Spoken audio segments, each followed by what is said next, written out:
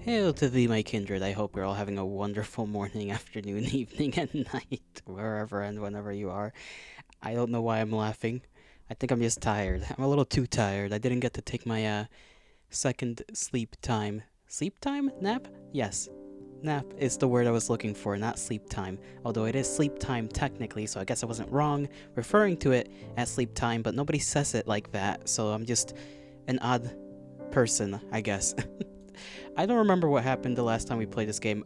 We talked to Kevin, I think that's his name, and that kind of went okay.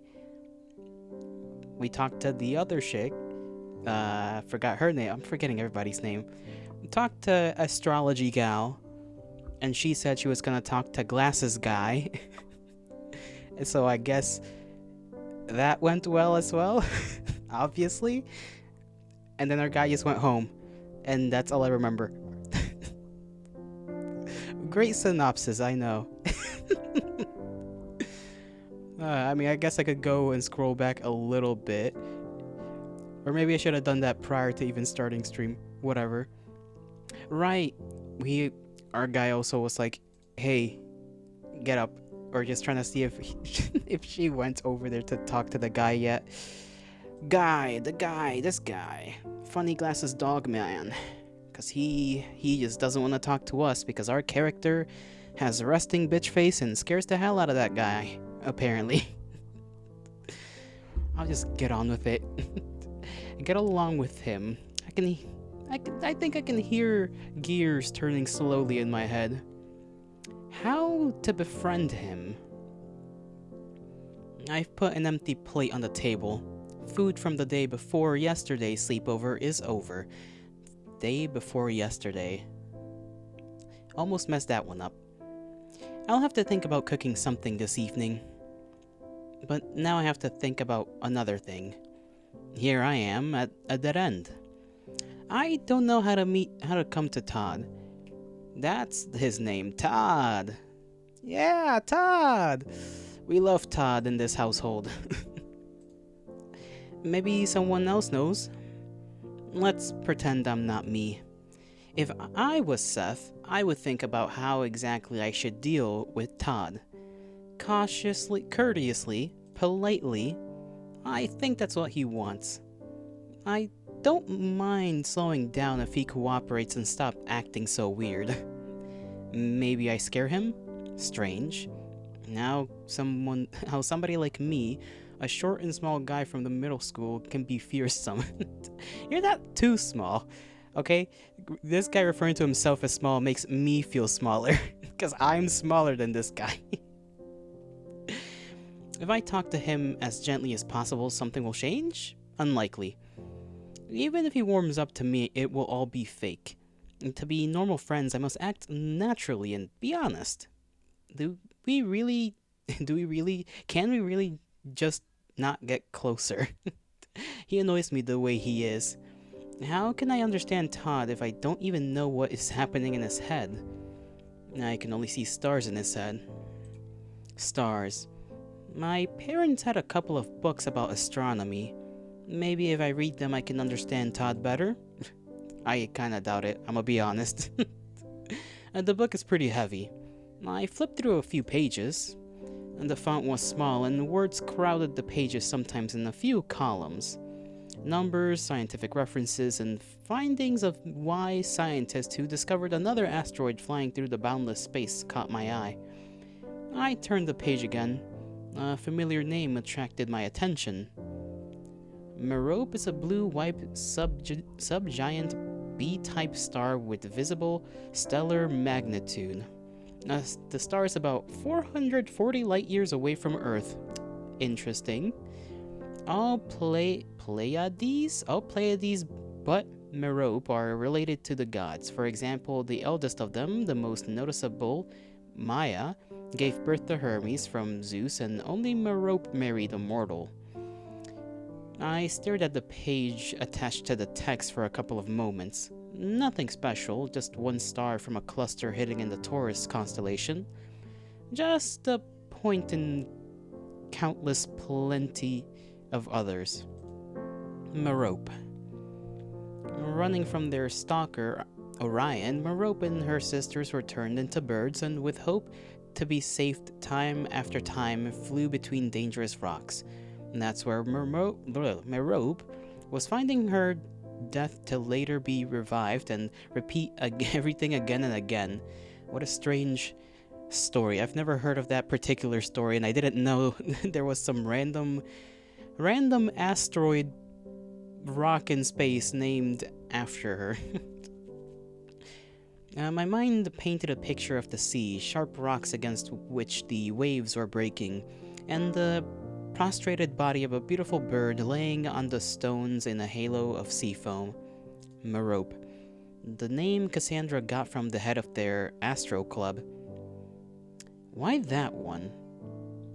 The story described in the myths is pretty tragical. I do not think that is a term to be used at all. Tragical is not a word. If it is, then I'm wrong, but I'm 90% sure tragical is not a phrase. But I get what you mean. I flipped through a few more pages. My glance was traveling, finding names, dates, and light years. My thoughts didn't leave the familiar name. I put the book on the couch. Anything from it will hardly help me. So, who's next? If I was Merope, I would make a horoscope. Okay, let's skip this one. If I was Clover, definitely no.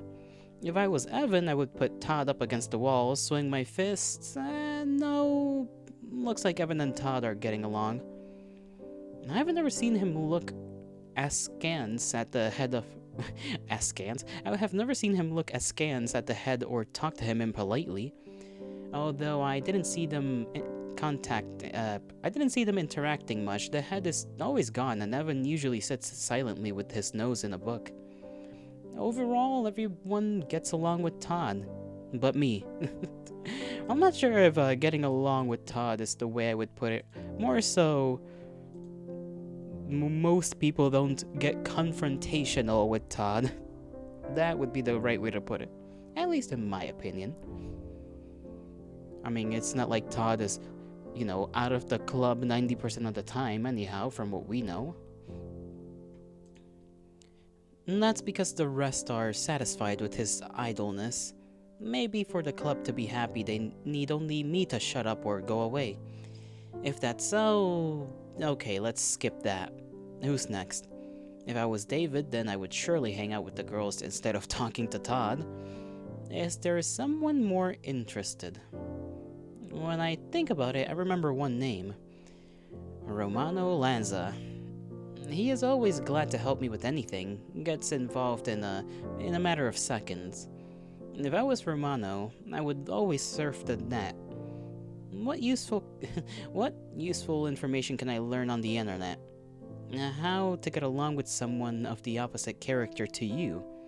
How to get close to the subject of interest? Romano would get to learn my reading comprehension, geez Louise. Romano would get to learn someone better by writing them I forgot they gave this website, this fictional website, a very hard to pronounce name. Vikotakta. V, I'll just call it V. Romano would get to learn about somebody better by writing them in V. That's an idea. And I won't have to write anyone.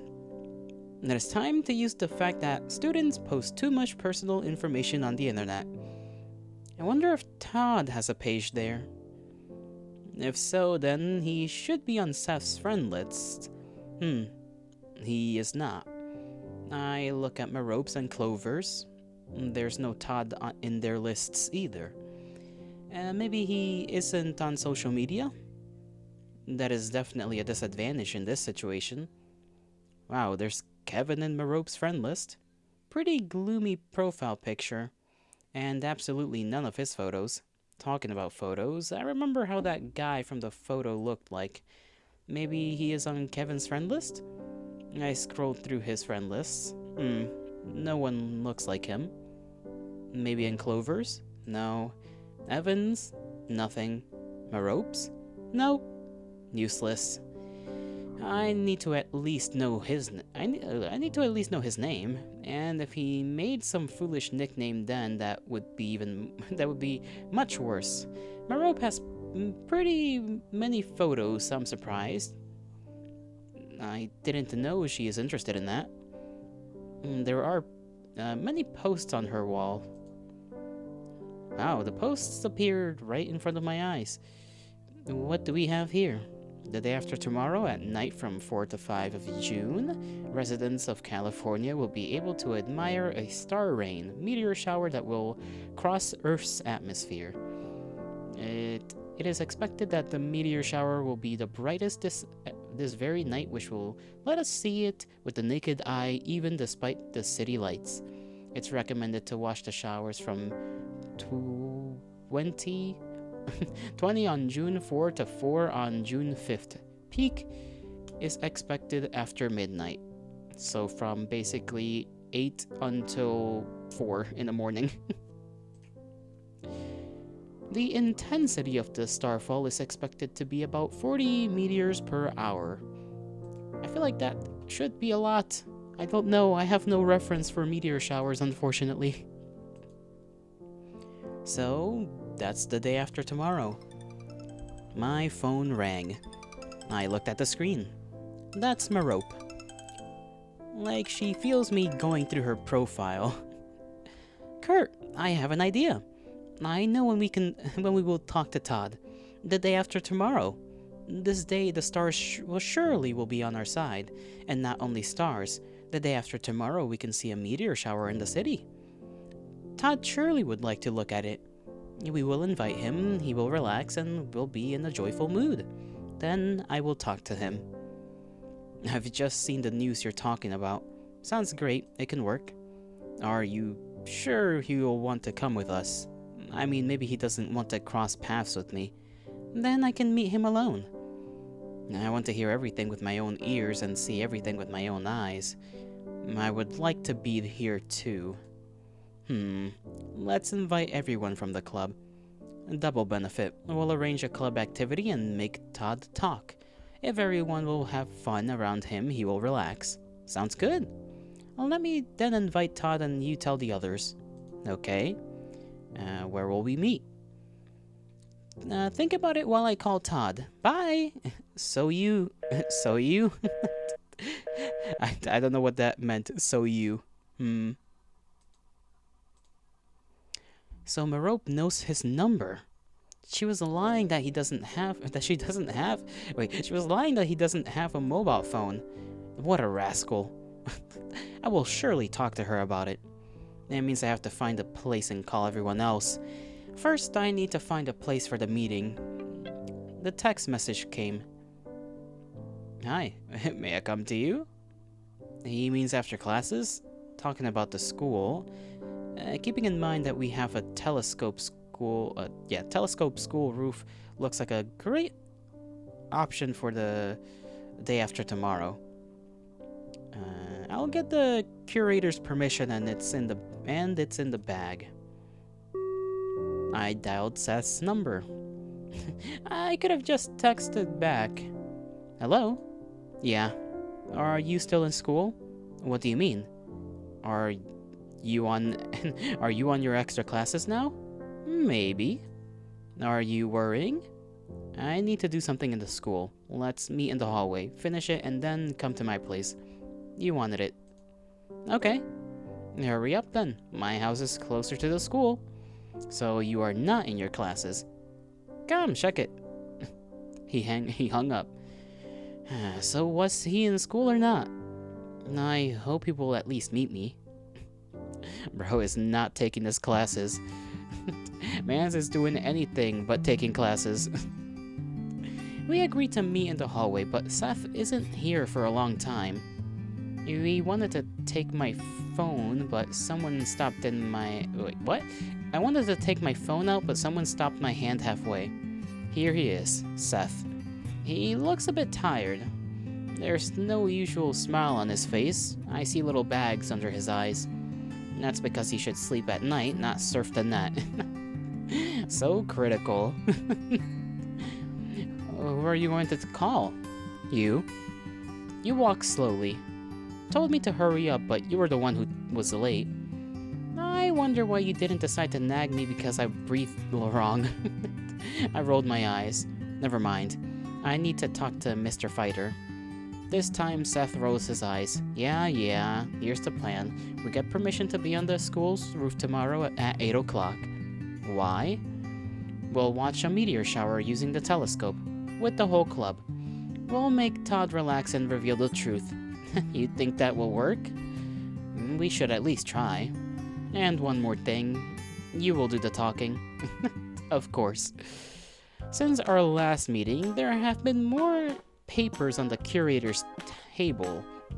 I wouldn't be surprised if he's been studying one same paper again and again. We knocked, but were noticed only after Seth coughed pointedly right over Mr. Fighter's ear. Hello, Mr. Fighter. Huh? Oh, that's you, Sid. And Cartman is here. My name is Kurt. What did you want? Haven't the holidays already begun?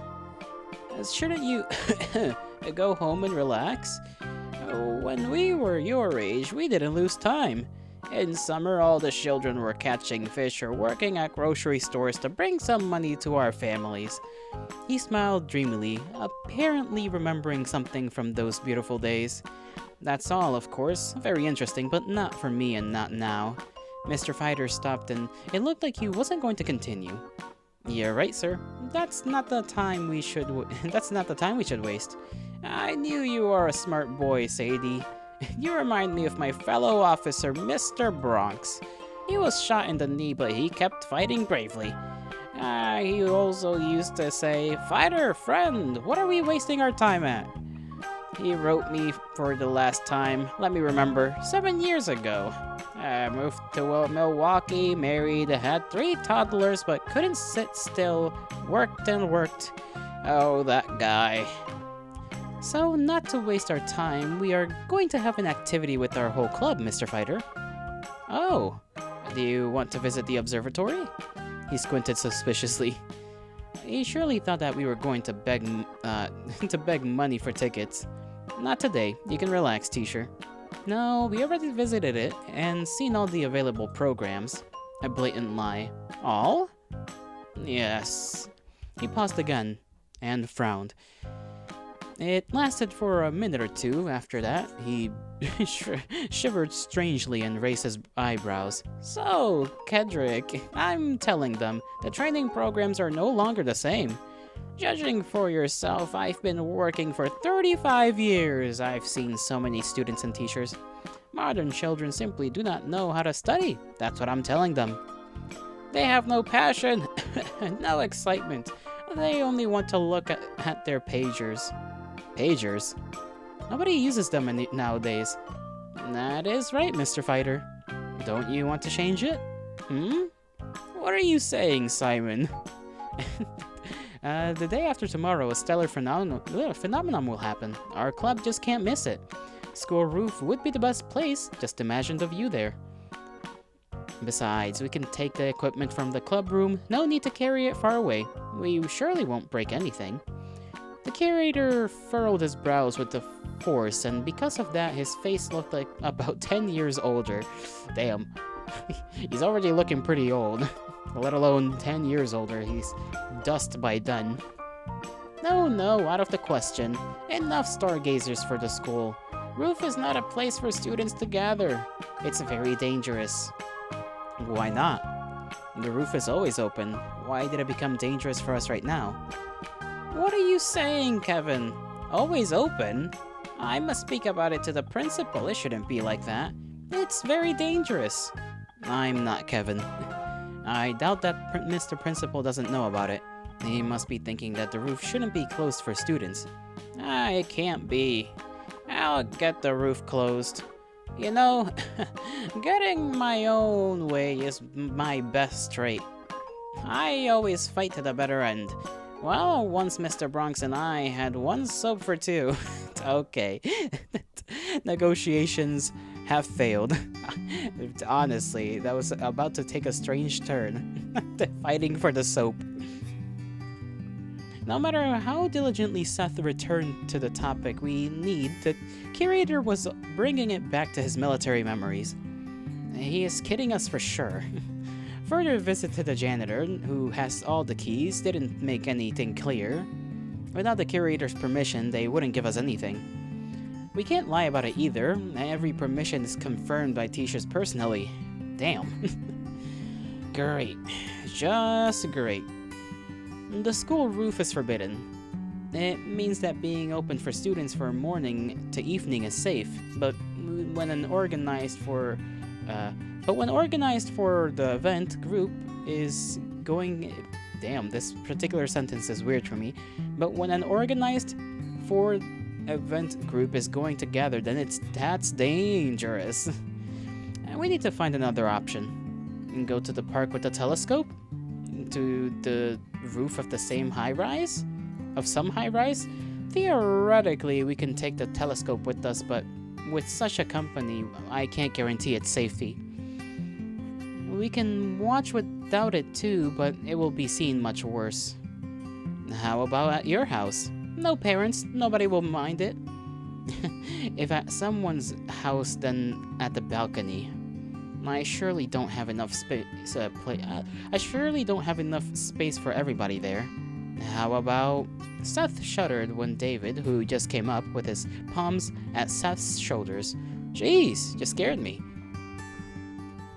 What are we doing here? Making insidious plans. Generally, yes. Wow, how interesting. Will you share with me? Yes, it involves you as well. The day after tomorrow, we have a club gathering to watch the meteor shower. We wanted to get to the roof, but the curator didn't let us. Mr. Fighter? David scratched his shin thoughtfully. I don't like it. Great. I will get the permission. How? Even Seth has failed.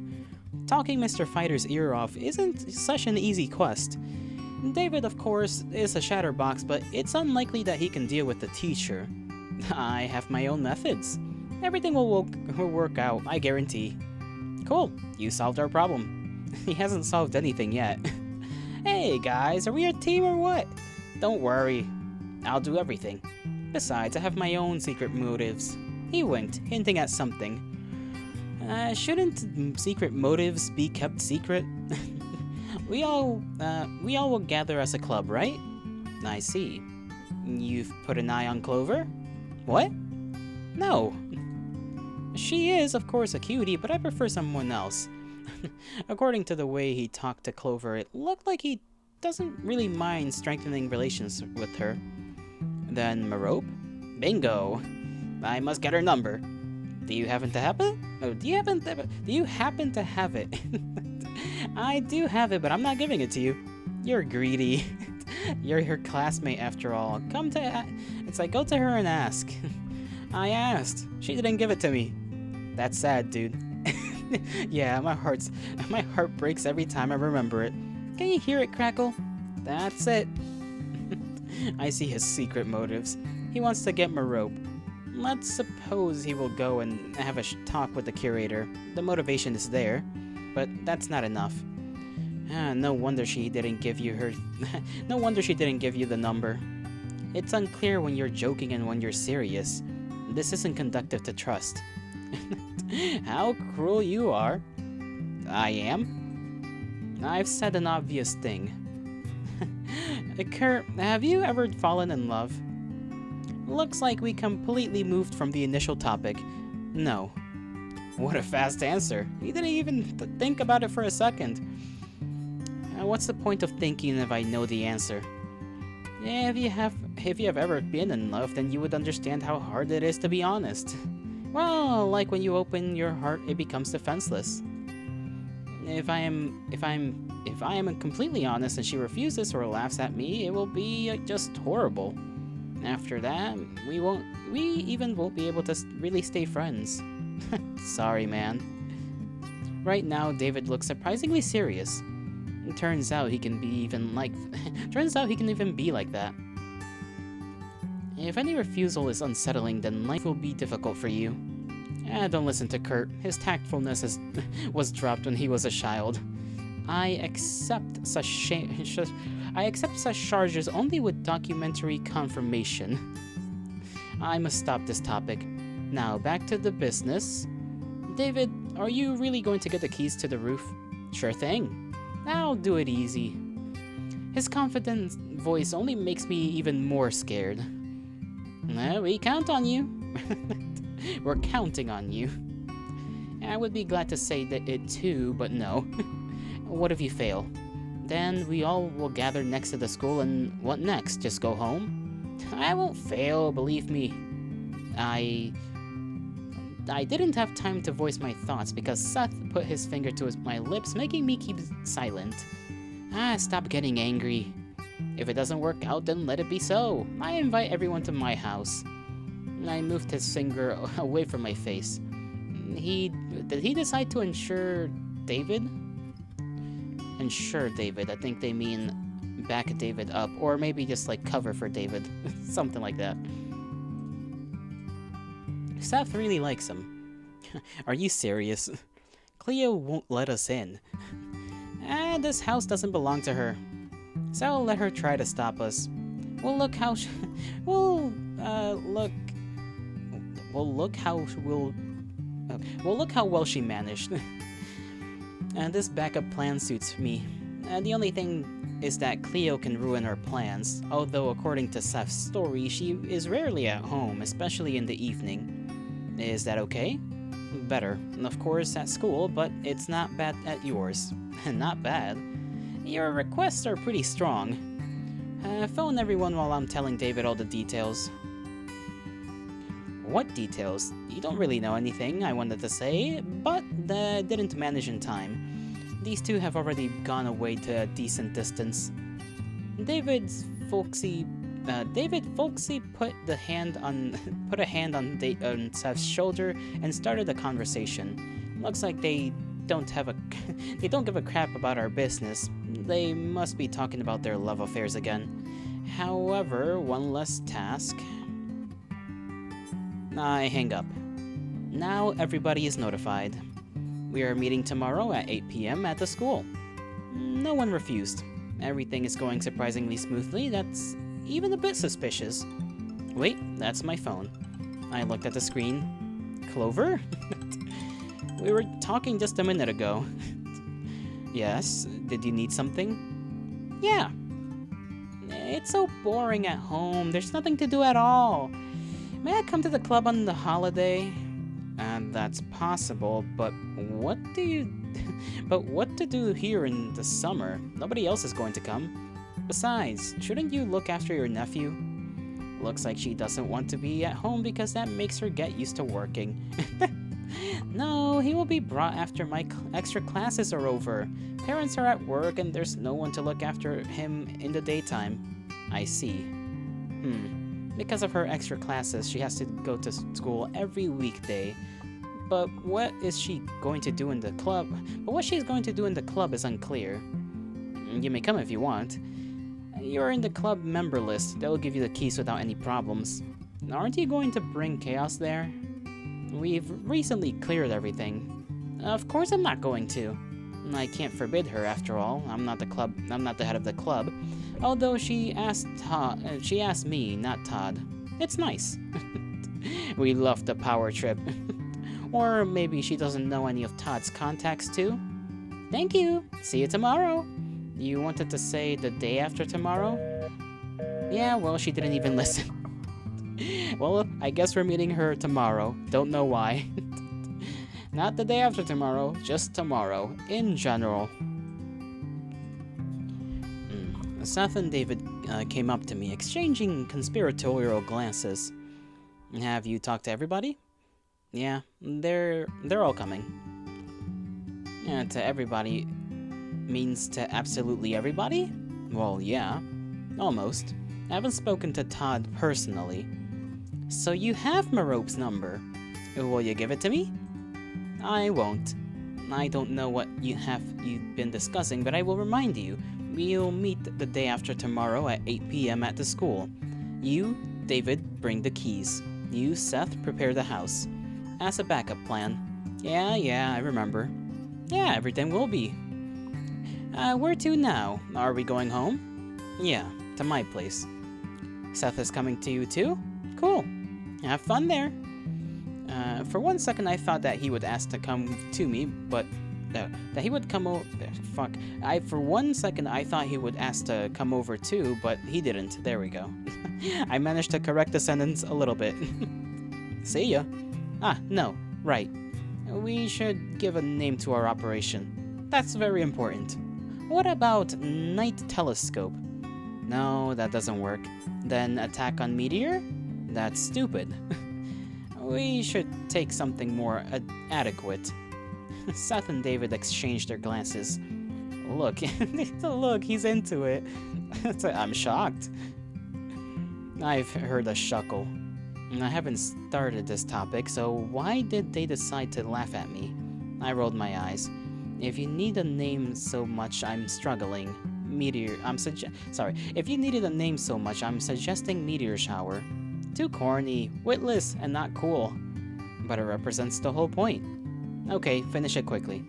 And you can give me... you can give any name to our meeting. Nobody is going to use it anyway. I will. Great. I heard the sound of the guitar.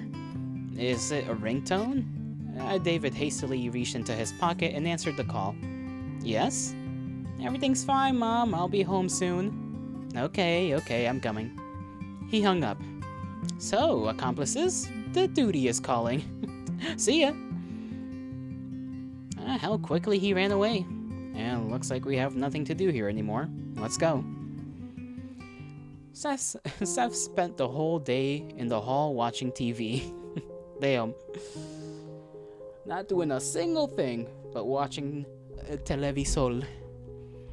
Absolutely atypical behavior for him.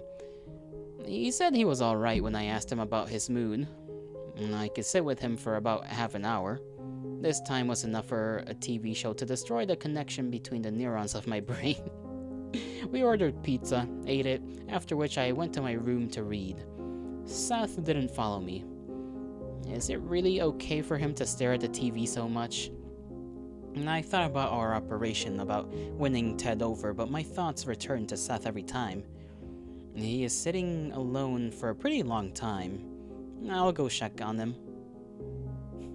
Little cat ears! Just gonna grab him.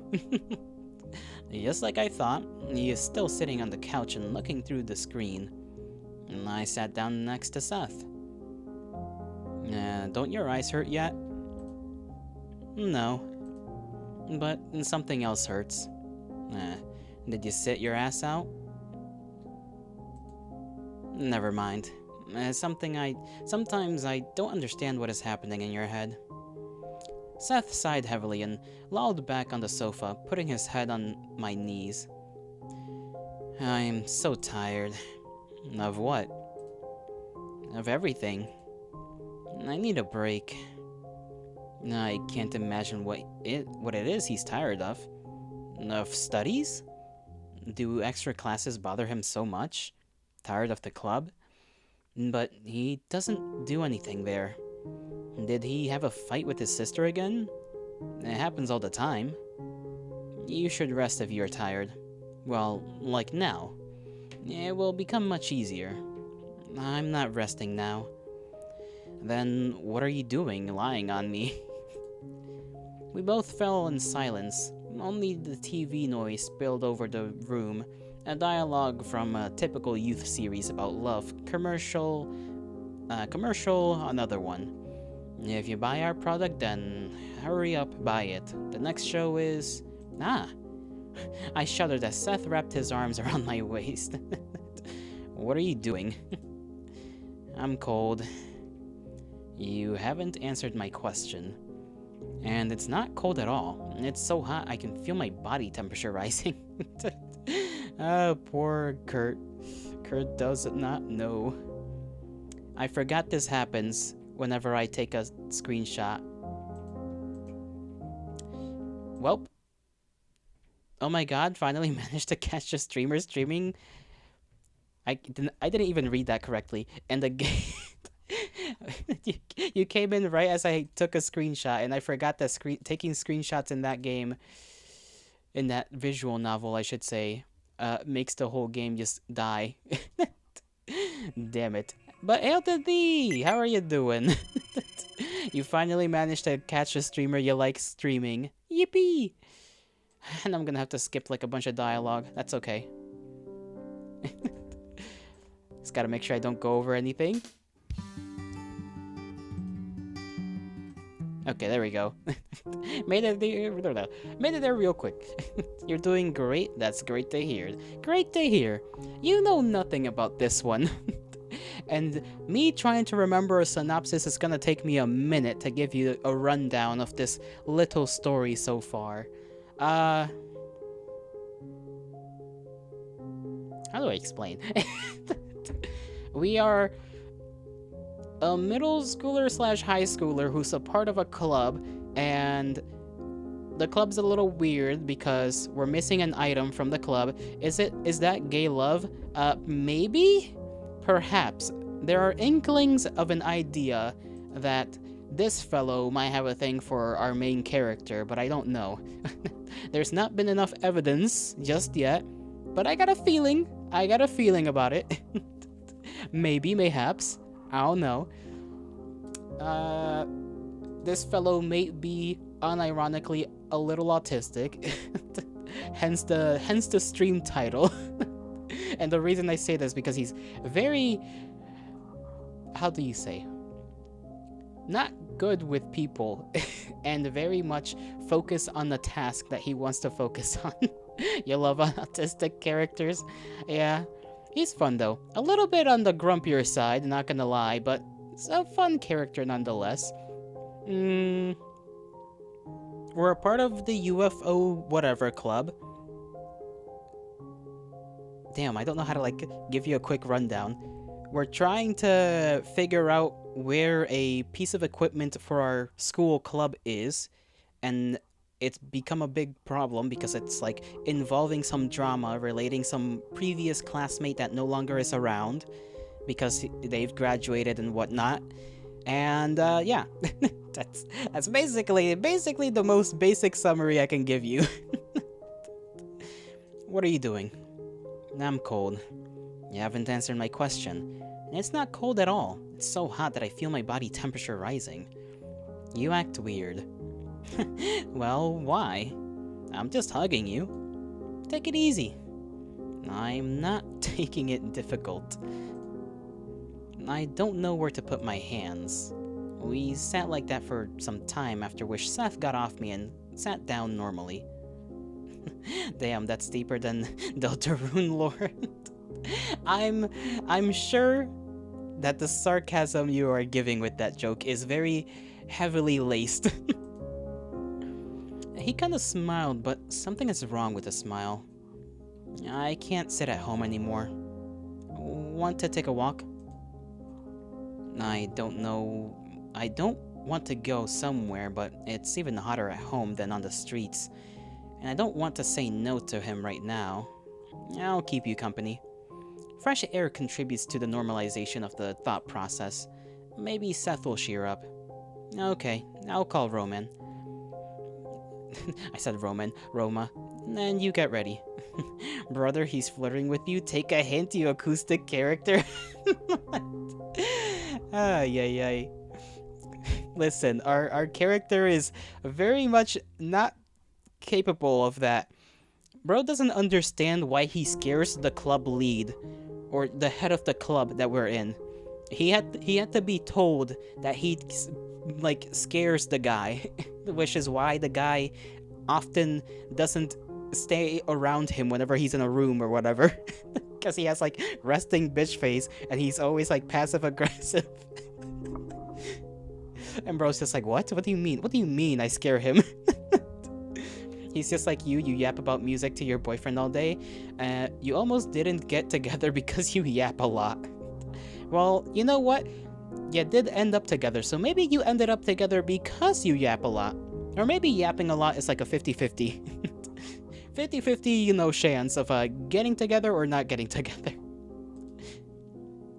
But yeah. Something is wrong, and I don't know. It could be possible that maybe the family is deciding to move, because I do know that his family, Seth's family, his parents are lawyers, something like that. And that's maybe he's getting sad about that. I don't know. I thought only we two would go. I was wrong. How to get ready? I'm wearing my street clothes already. Who made you in charge? We met Romano in the embankment. He lives not so far away and I got here on foot fast. So hot!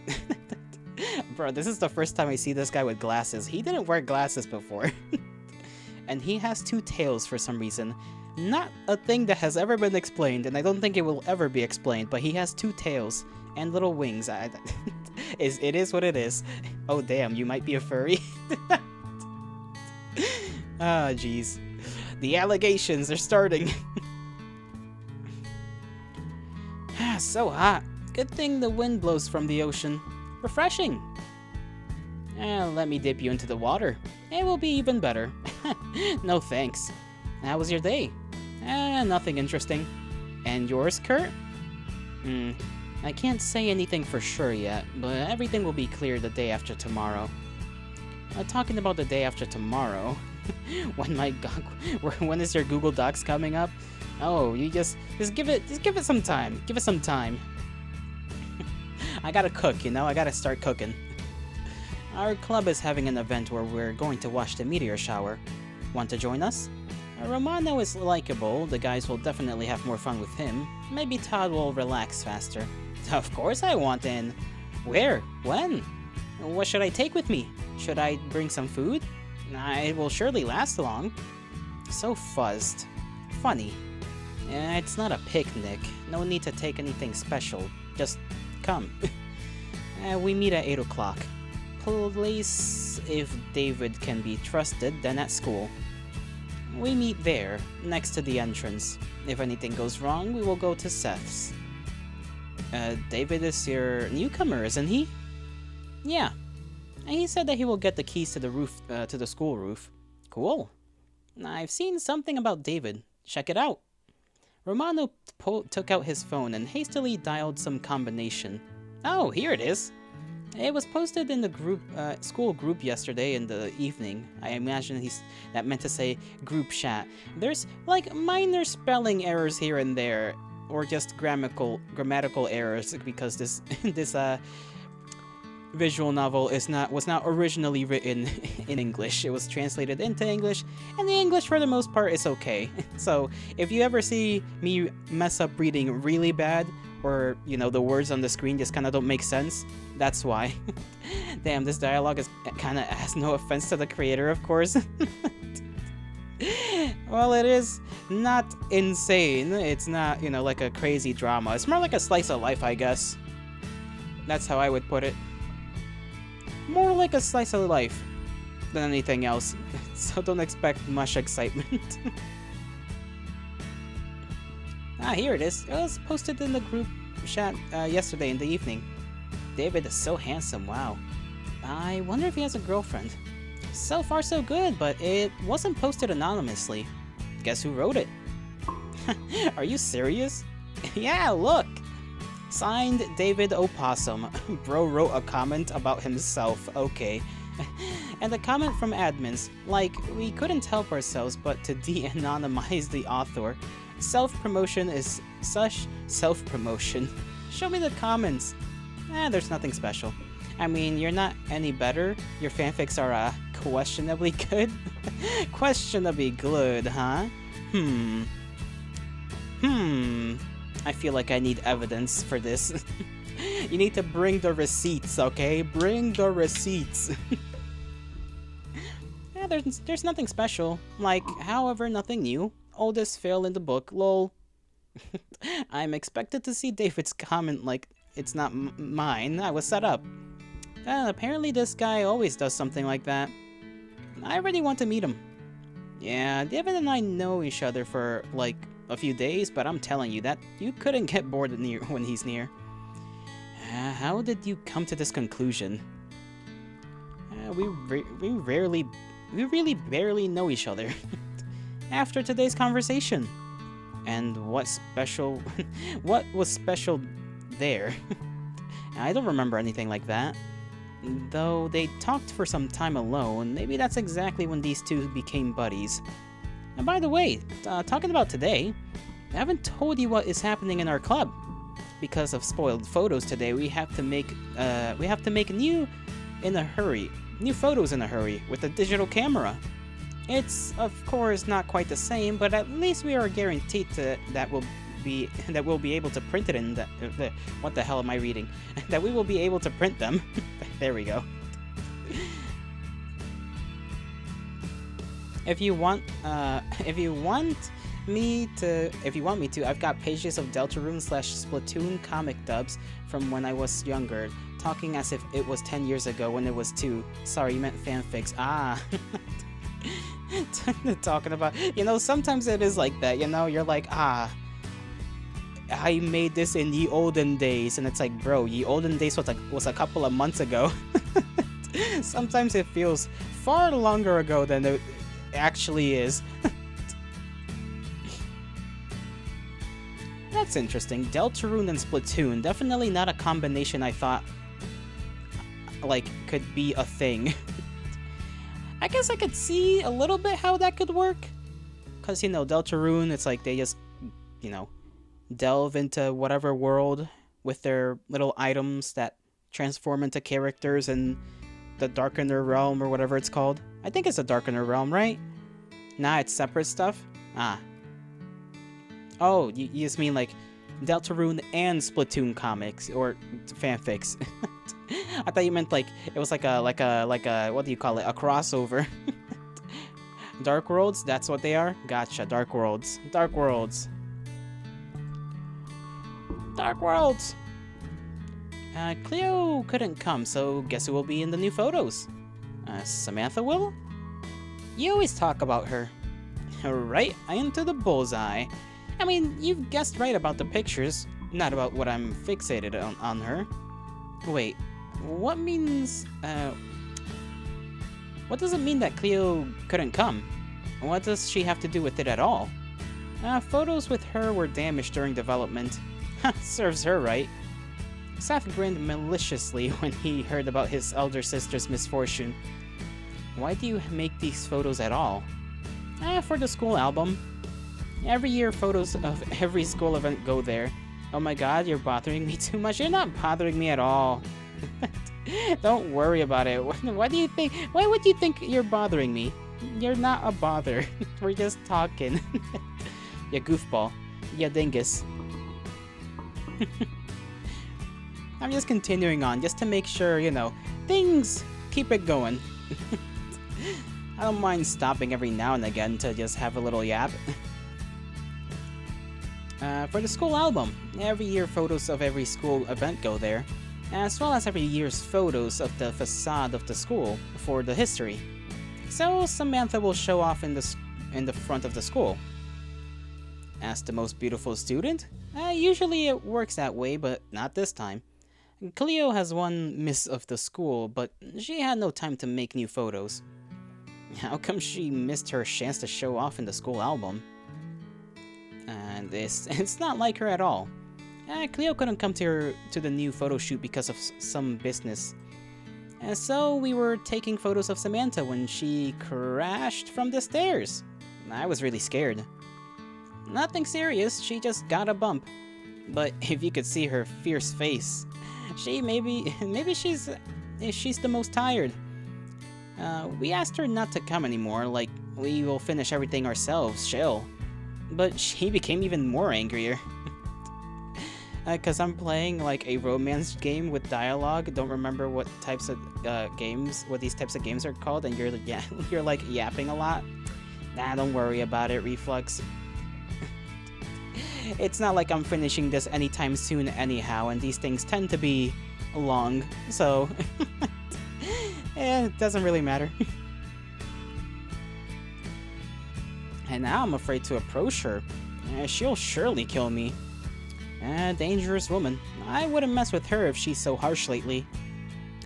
And Romano suddenly stood still, stopping his flow of words. What a view! Look, the sky is so beautiful. I look up. I've seen this view countless times already. Romano took out his camera from his bag. Excuse me for a minute, I'll make a few pictures. Okay, good luck. Good luck to you too. Romano winked at Seth and left us two alone. What a rascal. He has... he has run away so carefully. Seth barely... Now I'm just like misreading because my brain doesn't function. Seth breathed out heavily. He looks like he wants to say something, but time goes and he hasn't said a word. Another heavy sigh. What are you sighing for? I don't want to tell. Really? I don't think so. Another sigh. But I have to. We need to talk. I'm listening. I turned to Seth and stared into his eyes. He looks insecure and it looks so unnatural. Did something happen? Nothing is decided yet, but maybe... No, even most likely. He fell silent. You? He hesitated and began to look around. After that, he looked at me seriously.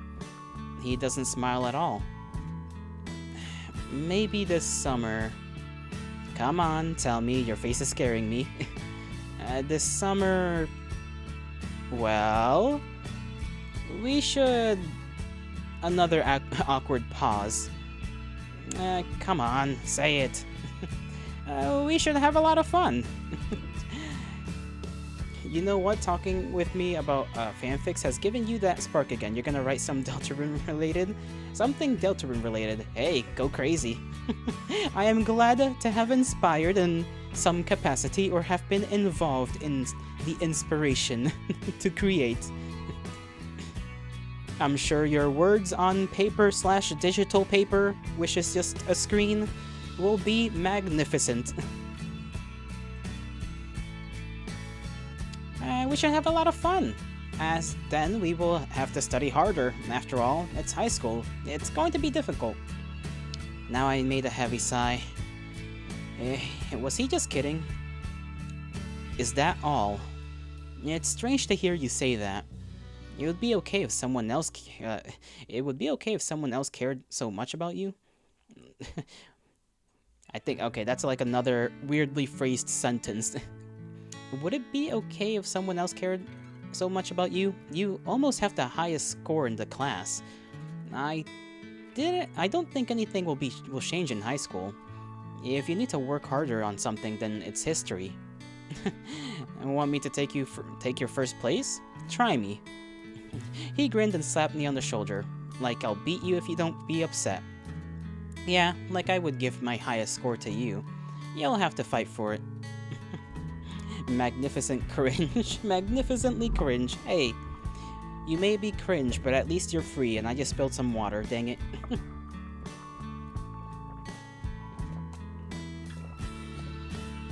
Now, at some point, Romano and I met each other's eyes, and he hurried back. I've made so many photos. And I also was shooting the ocean. The clouds are reflected in it. That's so cool. Waves are low today. Water is calm. Seth stepped off the sidewalk onto the sand and took off his shoes. Who will come with me? Wait a second, I'll put my camera away. I don't mind cooling my feet in the water. Today is too hot. We three stepped into the water.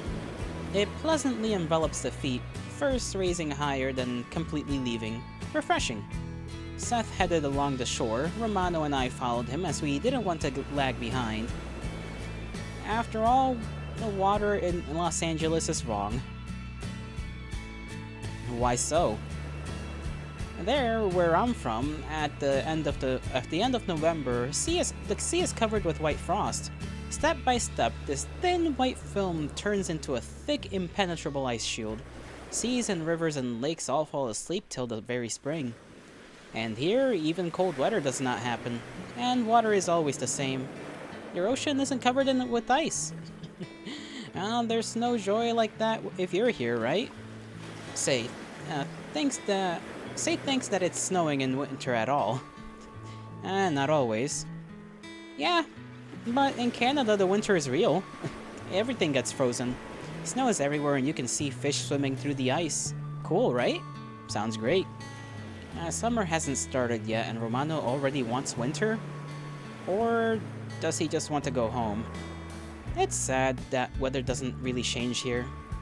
Heart doesn't freeze from the piercing cold, but neither is glad about the first warm days. Without contrast, you can't feel all the charm of life. Isn't it a bit too philosophical for the talk about ice in the sea? We can change the topic. Do you know that licking metal things in the cold can be pretty fun? Funny? I didn't know that other people's suffering amused you. You're a dangerous fellow. I can also tell you a story about yellow snow and a neighborhood girl. Ew. Not yellow snow. Do not eat the yellow snow. No thanks, better hold off on that. Seth smiled contently, exposing his face to the sea breeze. So good. Romano took out his camera and I've heard another click. The sun is about to set. It would be pretty cool to take the pictures of the sunrise. Hell no, I'm not going to spend the whole night here. Kurt does not wish to be out here all day. Man said no. That's understandable, but... His face lit up, and his eyes sparkled as if he suddenly realized something important. Right, of course. Romano ran up to Seth and me. I haven't noticed him going so far away. Let's meet the sunrise together tomorrow. Right here? He is looking at me with eyes full of hope. How do you imagine that? You want us to wake up so early? There may not even be transport. No, I suggest gathering in the evening. You'll have the whole treasure in the storeroom. You have a whole treasure in the storeroom? Okay, that sentence kind of didn't make sense. I think I understood what he's talking about. Well, I didn't. Let's come here with the tent? Oh, the tent, right. It will be cool. It's warm at night and we also have bedrolls. You showed me them yourself, Kurt. Yeah, let's do it. Will they let you go for the night? I'll solve this problem somehow. Cool. I'll take the camera, rug. We shall cook something to eat, right? What else? He and Seth plunged into the conversation, forgetting that I haven't agreed yet. You're with us all day, and you're already making plans for tomorrow? Are you sure you've got time for this? You seem to be busy with club business. I'm always ready to clear my schedule for you. We should hang out as often and as long as possible while we have the time. Will you have at least 4 more years of this time? You will have at least 4 more years of this time. Well, that's summer. We should have fun. Why are they both so worried that the summer will end? There are almost 3 months ahead. Besides, I don't think that in the next school year Besides, I don't think that in this next school year they will become super serious and stop relaxing. They will surely bring the console to our club every day. I forgot these two just like, anytime they hang out in the club, they just bring over some random console and play on the club TV. Then I'll come to you tomorrow, okay? What? I think I've missed something. I've said that to Seth. We've just discussed it, haven't you heard? I'll come to him to help him with cooking. We'll take something delicious for the night. So it's decided? Do you mind? Do I mind? There's no plans for tomorrow. I can't make the meteor shower happen sooner. Damn? Why did you go damn? What happened? Did I did I miss something?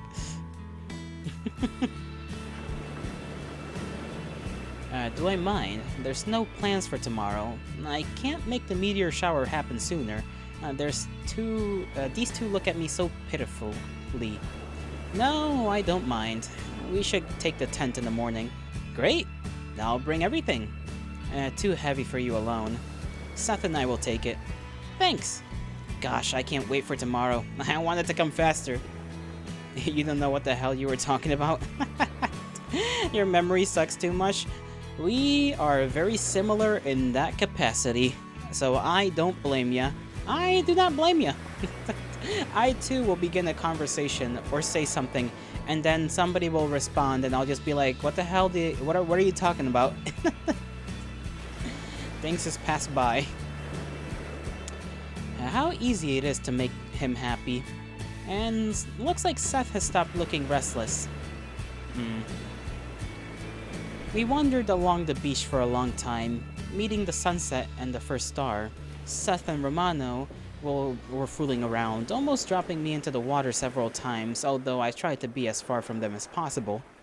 Later, they searched in the sand for hermit crabs, shells, and just cute pebbles.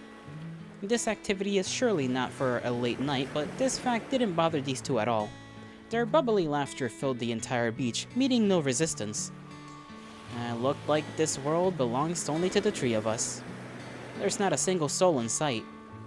Our summer has begun.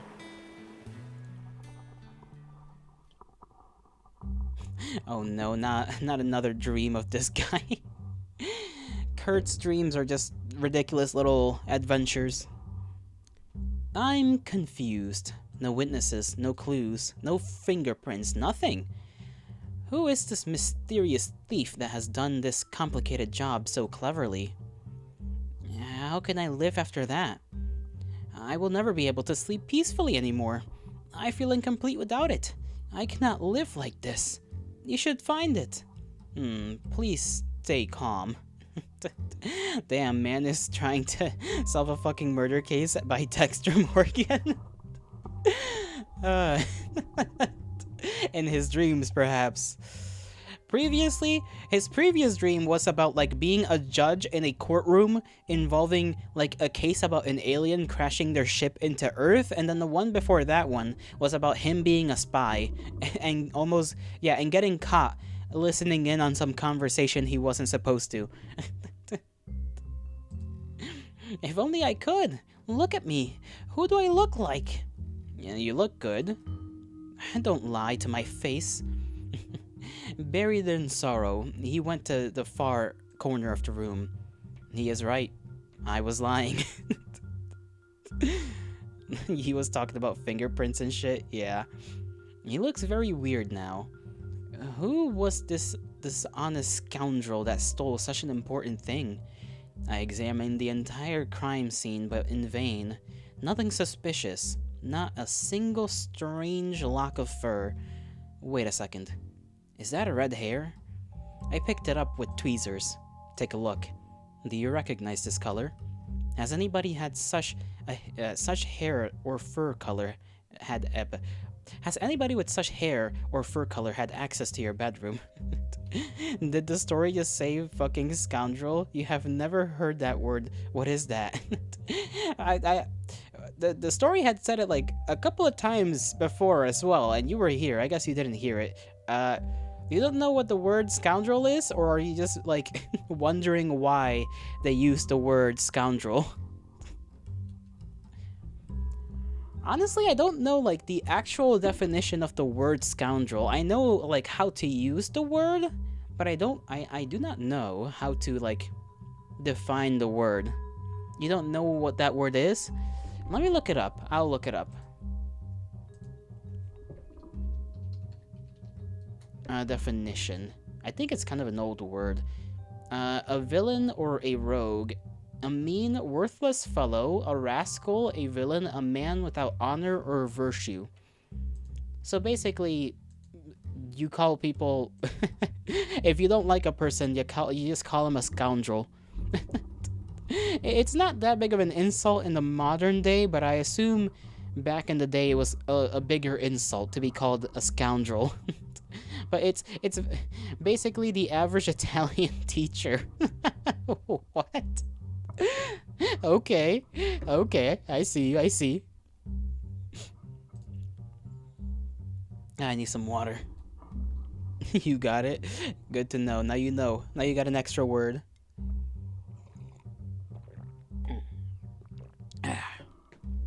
No, I definitely know. My ex-wife is not red, neither are the kids, and I have no animals. And I was about to drop the clue because the victim had suddenly screamed. My god, what time is it? I got to get to work. Can't your work wait? Of course not. I'm a teacher after all, and that's not all. I'm the curator of the UFO study club. My students need me. But who but me will give them the keys to the storeroom? Who will write a check to buy new equipment? UFO study club? What a foolish name. What kind of idiots could have joined it? But how will I show myself to them? They might not even recognize me. Don't worry, your students are surely understanding guys. I hope you're right. He went to the closet, chose a set of clothes, and began changing right here in front of me. I can't watch it. I turned away and took out my notebook. I'll make a few notes. So, the case of the stolen mustache. Tonight, someone sneaked into the victim's Mr. Fighter's bedroom and cut off his mustache, then stole it. Nothing else is missing. A suspicious red hair was found in the crime scene, and the voice of the victim distracted me from the writing. Detective, what is wrong with you? What's wrong with me? Why are you standing in your underwear? Oh, not this again. I will sue you for sexual harassment. What is he talking about? I looked down and realized that the victim was right. What had happened to my clothes? It just can't be. I was just wearing a three-piece suit and a black trench coat.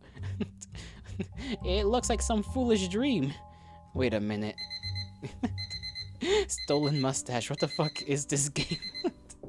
Nonsense. Total nonsense. I agree. That is what this game is. At least the dream sections are just total nonsense. And yesterday I also dreamed something about underwear. Just wonderful. It's better not to dream at all than to watch dreams like that. I came with the expectation that such classes would end around this time. We'll take the tent with bedrolls, we'll bring them to my place, and it will be done. And I sat down on the couch and looked at my wristwatch. Damn, is Pro's fetish underwear if he's dreaming so much about it? I think it's pretty common for people to like dream about just like ending up in public with just their underwear. I've heard about that being quite a thing. I don't know why. It's supposed to be one of those dreams that represents like something. I don't know what it means though. It is considered like maybe, I don't know, something about like fear of being ostracized or something like that. I'm not really certain. But it's supposed to mean something.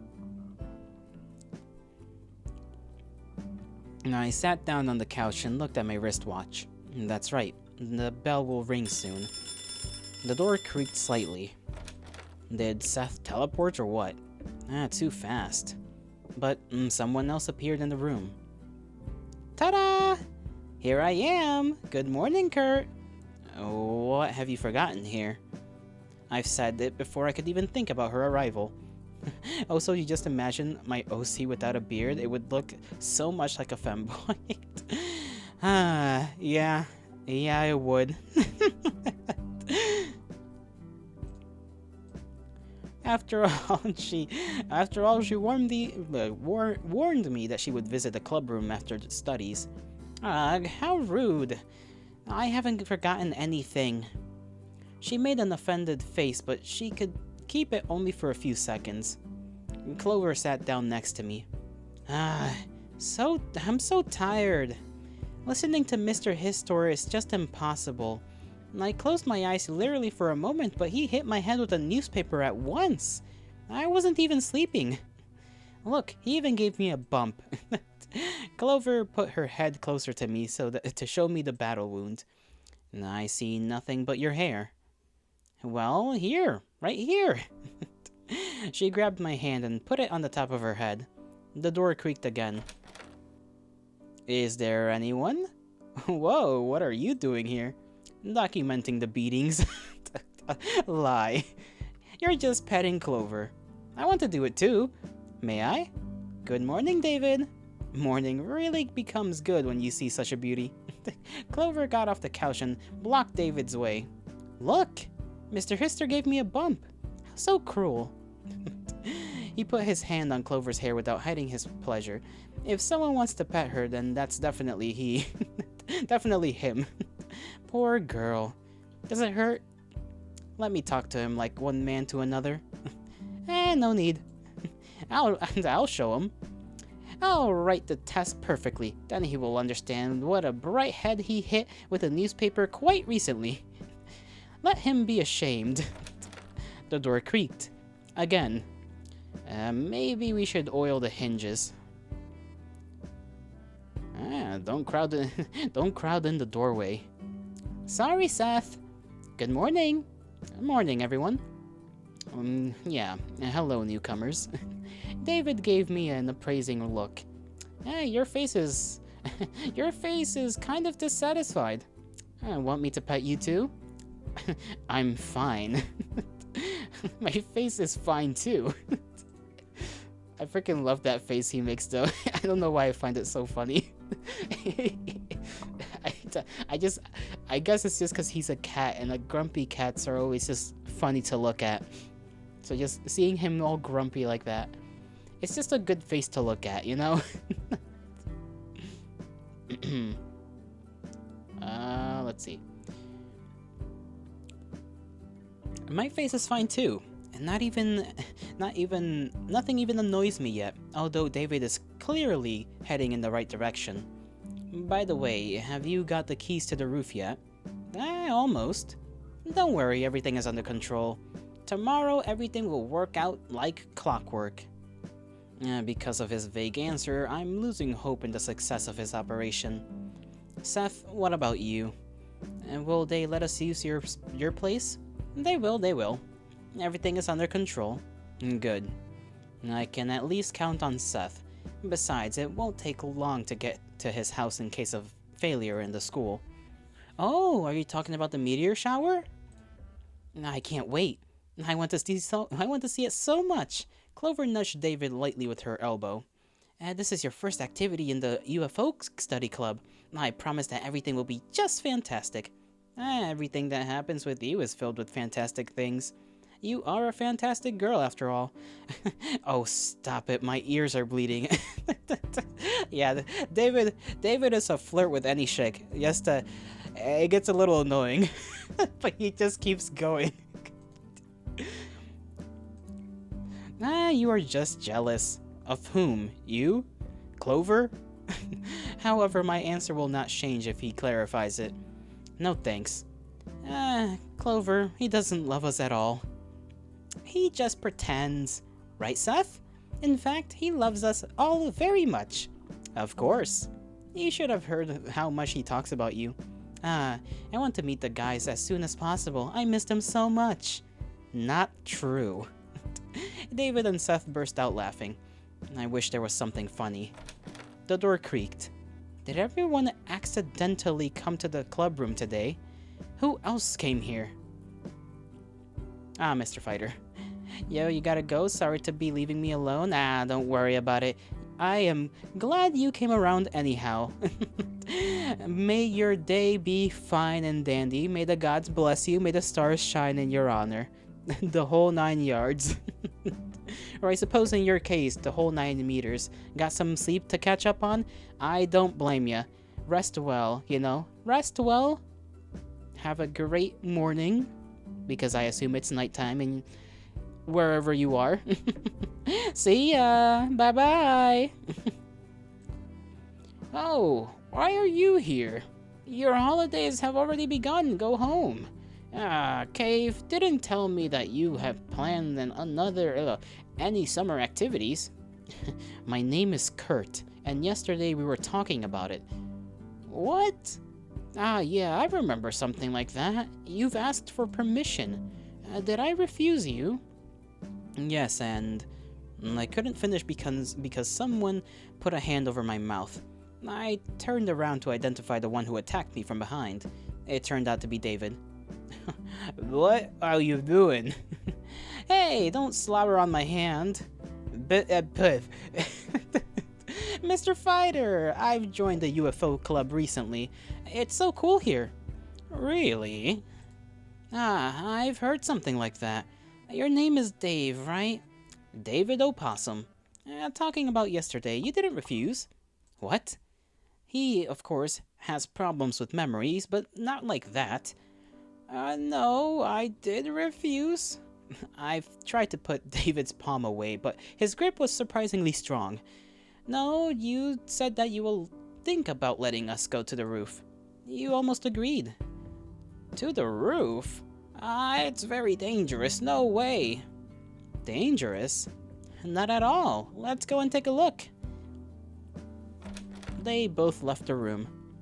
What was that? I wiped my lips with the back of my hand to get rid of the feeling of someone else's touch. Looks like David has everything under control. You think so? Yeah.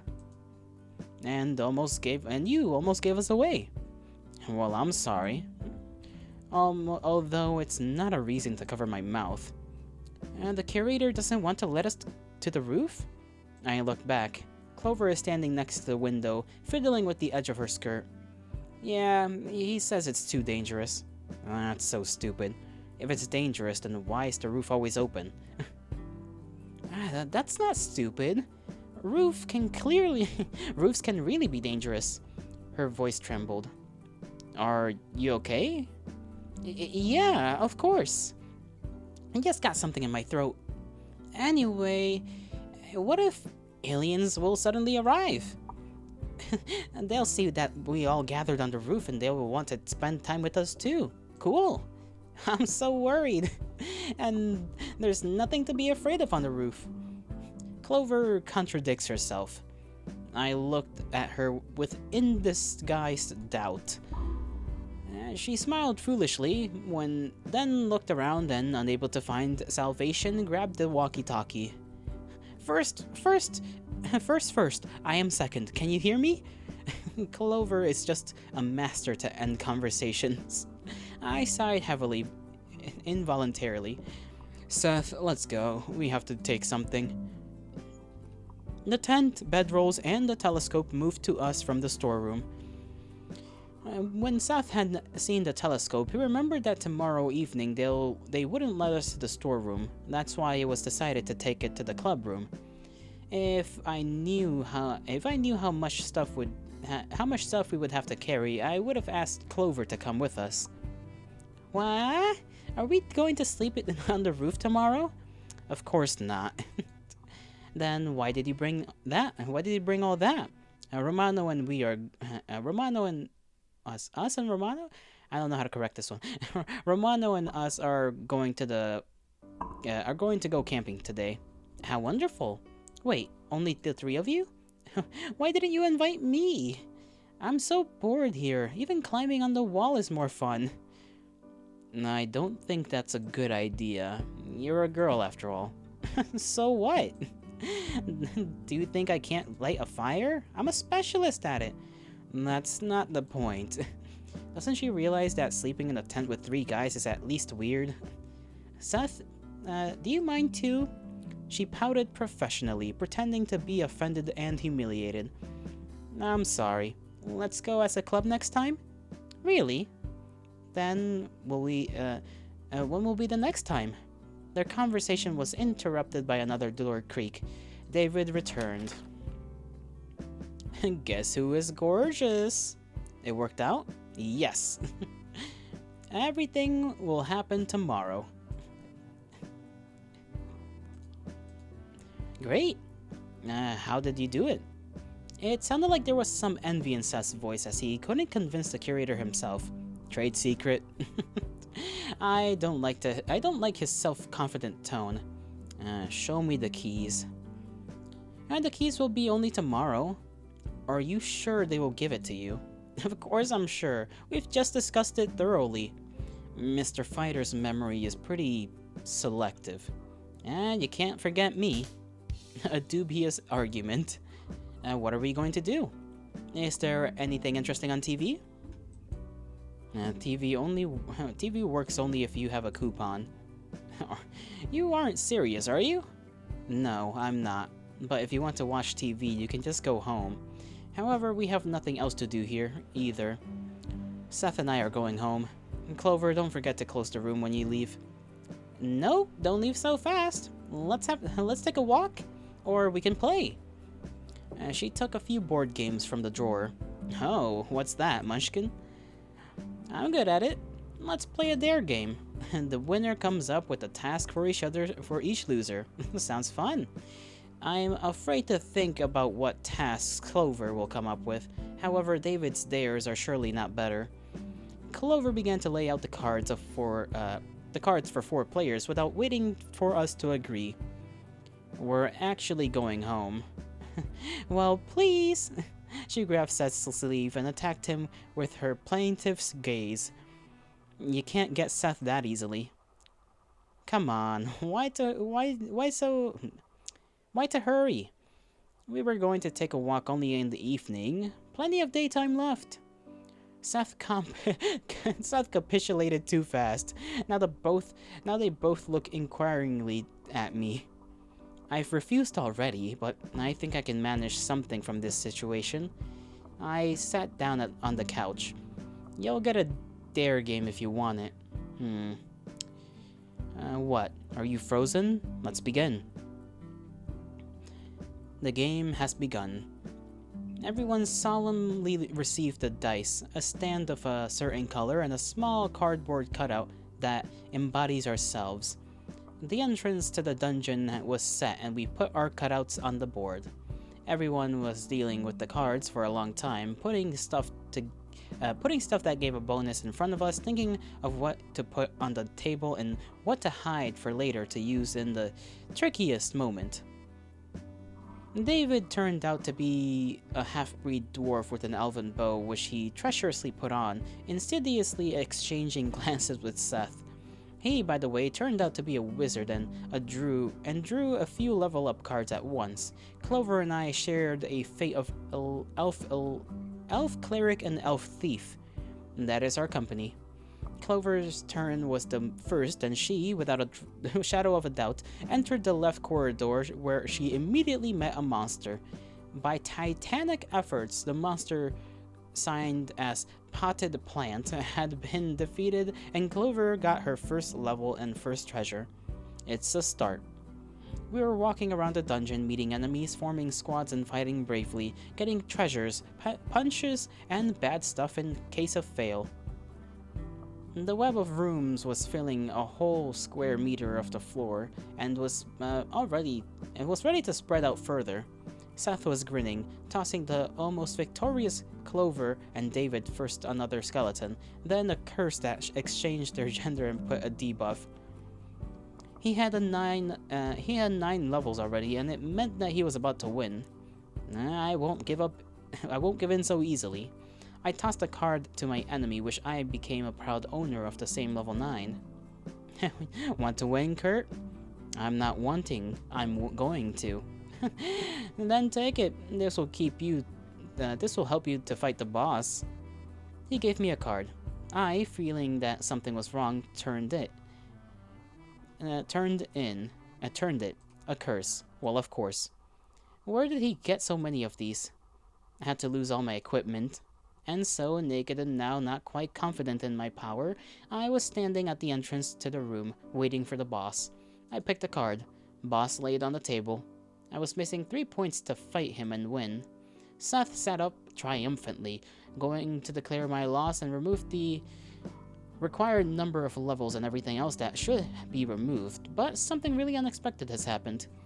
David tossed a card and lo and behold, it gave me 5 points. Victory is mine. However, Seth didn't want to give up and toss 10 more points to help the monster. Clover, clearly doubting, which was seen thanks to the confusion on her face, canceled Seth's card effect. Did I win?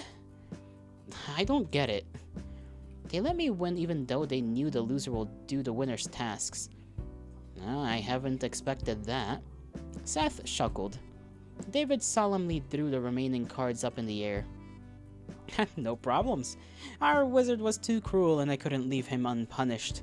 Seth gave him a friendly nudge in the ribs, whispering that they were buddies and it was unfair. Yeah, unfair. Seth, who is like my best friend, has just tried to make me lose by all means. How can I help my brother Elf? How can't I help my brother Elf? Of course I couldn't stay out of this. Okay, you win. Are you glad that you could finally defeat me? And like it was my first time. However, can I consider myself just lucky?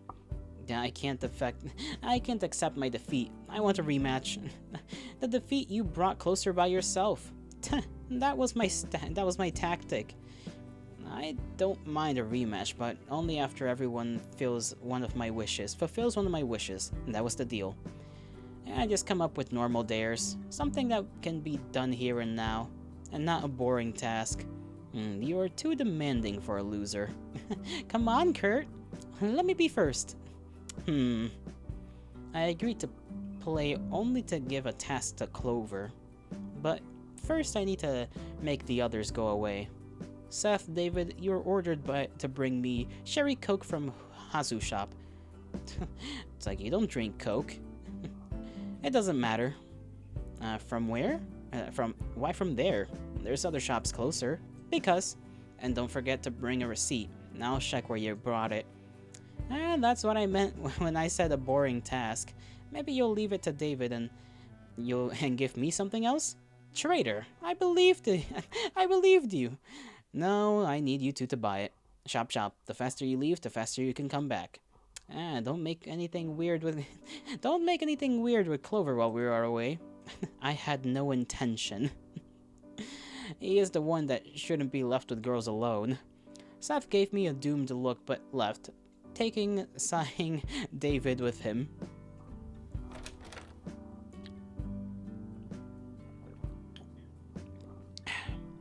Clover, your task is to answer all my questions honestly for 10 minutes. It's not difficult. Of course it's not. Yeah, of course it's not. You want to say that I'm a liar? I'm not. By the way, today I was sleeping without my sleep mask again, and aliens really made contact, so my theory is right. Silk prevents intergalactic communication. How can she first ensure me in her honesty and then say that? They told me that Earth is very beautiful. Cool, right? One of them told me that it's too cold here. Can you imagine? I wish I had a body like that, so this heat wouldn't make me melt. Then their leader, the one that was tall and looked like a man wearing a weird purple suit, invited me to their ship. I could only make one step when my mother woke me up. Can you imagine? Maybe they can contact Earthlings only when we sleep? Maybe when we meet them alive, then we will go blind from their magnificence? What do you think? I think you're going to talk my ears off for 10 minutes. But go on, I'll start the countdown only when I will announce the first question that interests me. Clover hid her smile. Ha, I'm on to you. Didn't expect that. I don't understand why you aren't interested. I'd rather not answer, or her desire to talk to me will finally disappear. I checked the time. So, let us begin. Tell me everything you know about the planetarium. The countdown has begun. Well, it's kind of a projector that shows stars. They're simple that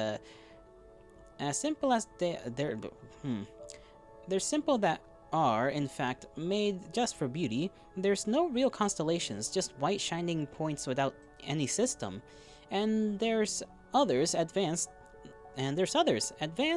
They're both constellations and galaxies. I see. The question is incorrect. Tell me everything you know about the planetarium that belonged to our club. Our? And there's no planetarium. I'll clarify. What happened to the planetarium that was in your previous club, the astronomy club? She strained and squinted into my eyes. Well, okay. Have you ever considered becoming an investigator? You're great at interrogations. You don't understand at all what is comfortable for the interlocutor to talk about and what is not. Clover's information now isn't on the top of my interest, that's true. Clover's comfort isn't on the top of my interest, that's true. There was a planetarium in the astronomy club that our head brought, but the club closed. The head graduated and there's no planetarium now. If everything was so easy, then she would tell me everything at once, not only under the influence of my munchkin victory. If I show all my cards, will Clover do the same? I don't think she will just keep quiet if she learns how much her friend entrusted me. You wanted to say that your head had won? I know this part. Her eyes widened in surprise. But how? Decision-making time. I guess we could just tell her. I don't see why not, honestly. Merope and I talked about it. How did I learn? Merope and I talked about it. She looked me up and down like something can tell her that what I'm saying, whether I'm saying the truth or trying to lie to her. If that's so, then there's no need to ask me. There is a need. I want to hear what you think. You know everything too, right? I explained myself as vaguely as possible, giving her some space to think. This way she will tell me what is bothering her.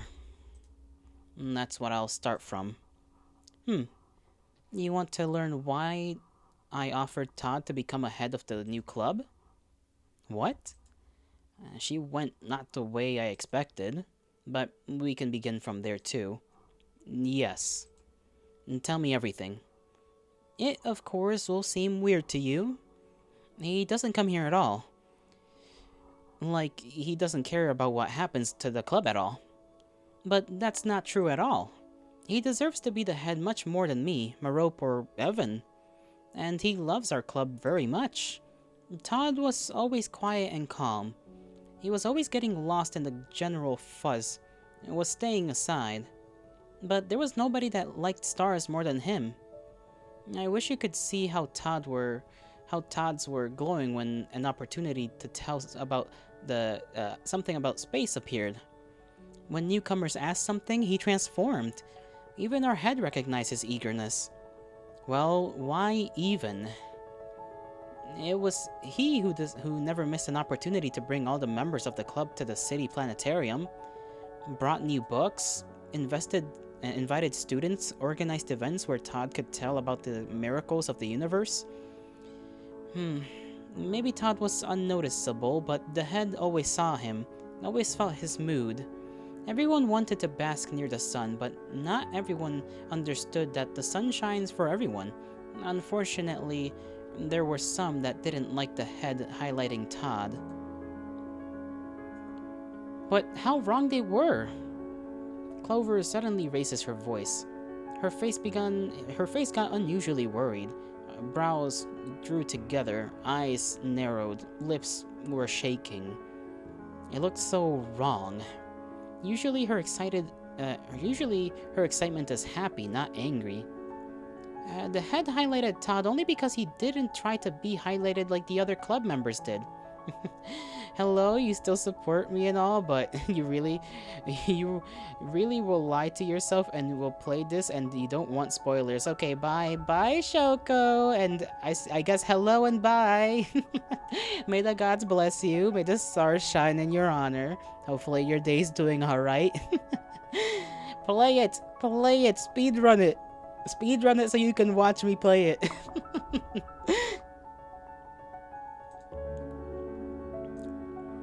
However, you heard from Merope why the club collapsed? I can only guess about the true reasons. I'd rather stay quiet not to interrupt her. I nodded, encouraging her words. It's all because of them. They don't deserve to bear the name the head gave them. Neither did I. I haven't done anything when the situation got out of control. I didn't notice Todd being bullied. I understood nothing. And then, on the roof, I just didn't know what to do. He was locked up. I looked for the key, I swear. I looked. But when we unlocked the door, it was too late. He was in tears. The head, he got hurt. And that's why earlier she mentioned that it can be dangerous to be on the roof. And the picture is forming. It turns out that the other club members bullied Todd and their It turns out that the other club members bullied Todd, and their amusements turned into this. So mean. How could you mock your friend? Now I see Todd a bit differently, because his attachment is not because his detachment is not because of his unstable character. Of course he doesn't want to communicate if he was betrayed before. Todd still thinks he is to blame, although he has nothing to do with it. Why should he suffer? He loves stars more than any of us. He still does. Tears welled up in her eyes. Damn, what should I do? My palms involuntarily clenched into fists. She fell silent for a moment and then continued her story. It is he who deserves to be the phoenix that will make something new out of the astronomy club's ashes. He's just not ready to spread his wings yet. A tear rolled down her cheek and immediately fell on her t-shirt. The next tear stopped on my palm.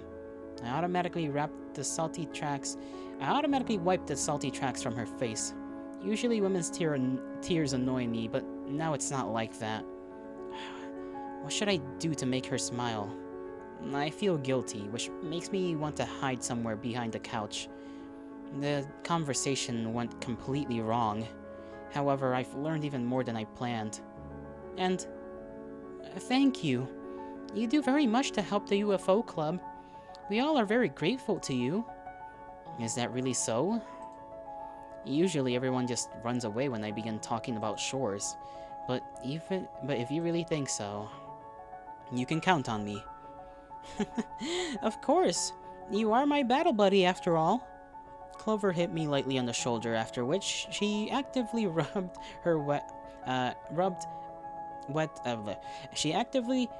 wet eyes with her small clenched fist. Phew, she smiled. My heart was relieved. I shuddered because someone else entered the room. Did the guys come back so soon? No, it's Evan. What is he doing here? Oh, hi Evan. We were playing Munchkin earlier. Well, although it's true, it sounds completely unreliable. There's only two of us, and Clover's in tears. It doesn't look like an amusement. Evan came closer and seized my shirt. Dumbass, I can't breathe. I grabbed his arms and stared into his cruel eyes. Hey, let him go. Let him go now. Clover put her hand on Evan's shoulder, and he, not at once, but obeyed. Son of a... Ready to finish me without even understanding the situation. Did he hurt you? No, of course not.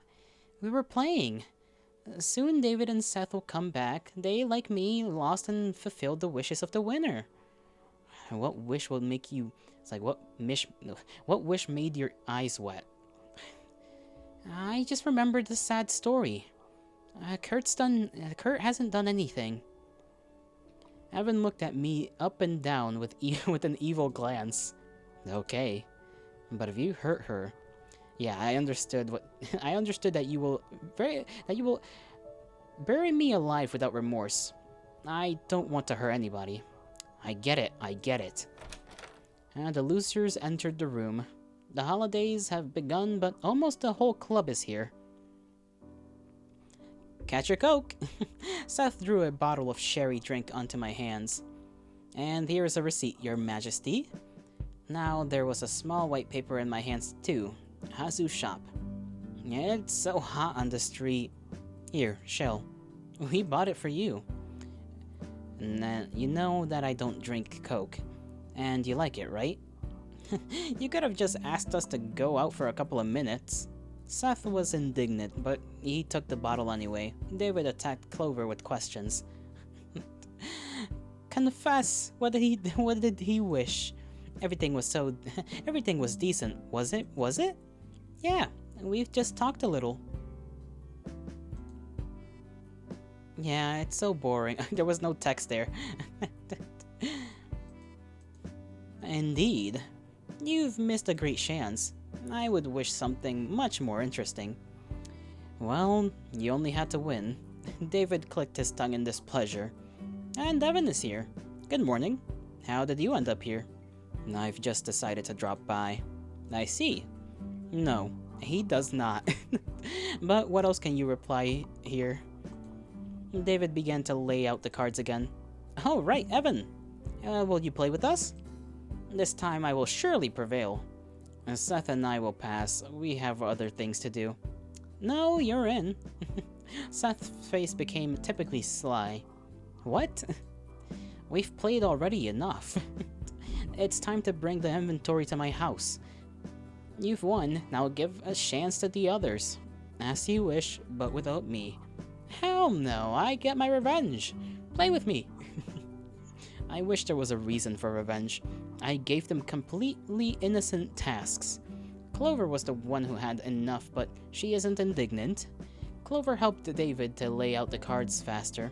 They're completely not bothered either by the fact that I didn't agree or the fact that Evan didn't have time to give an answer at all. The enemy is defeated. Seth, you were a worthy ally. These two looked at each other. The fact they became friends so fast makes me uncomfortable.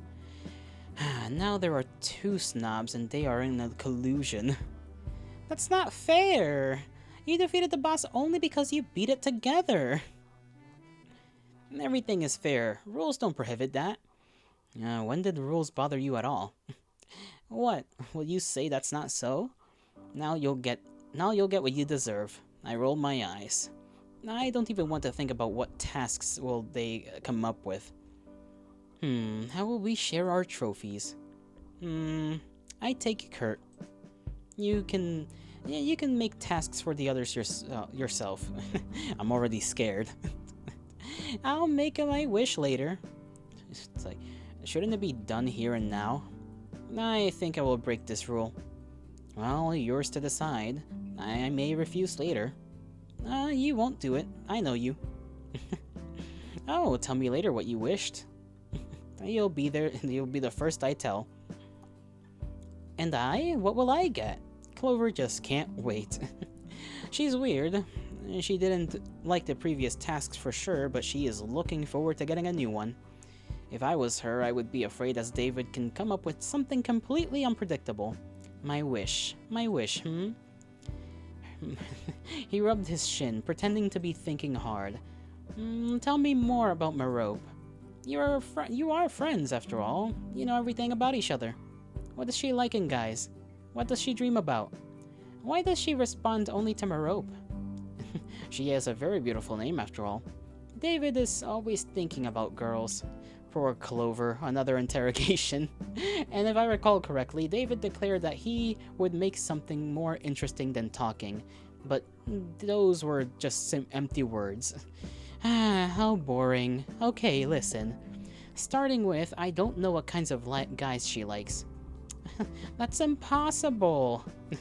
He sat on the floor in frustration.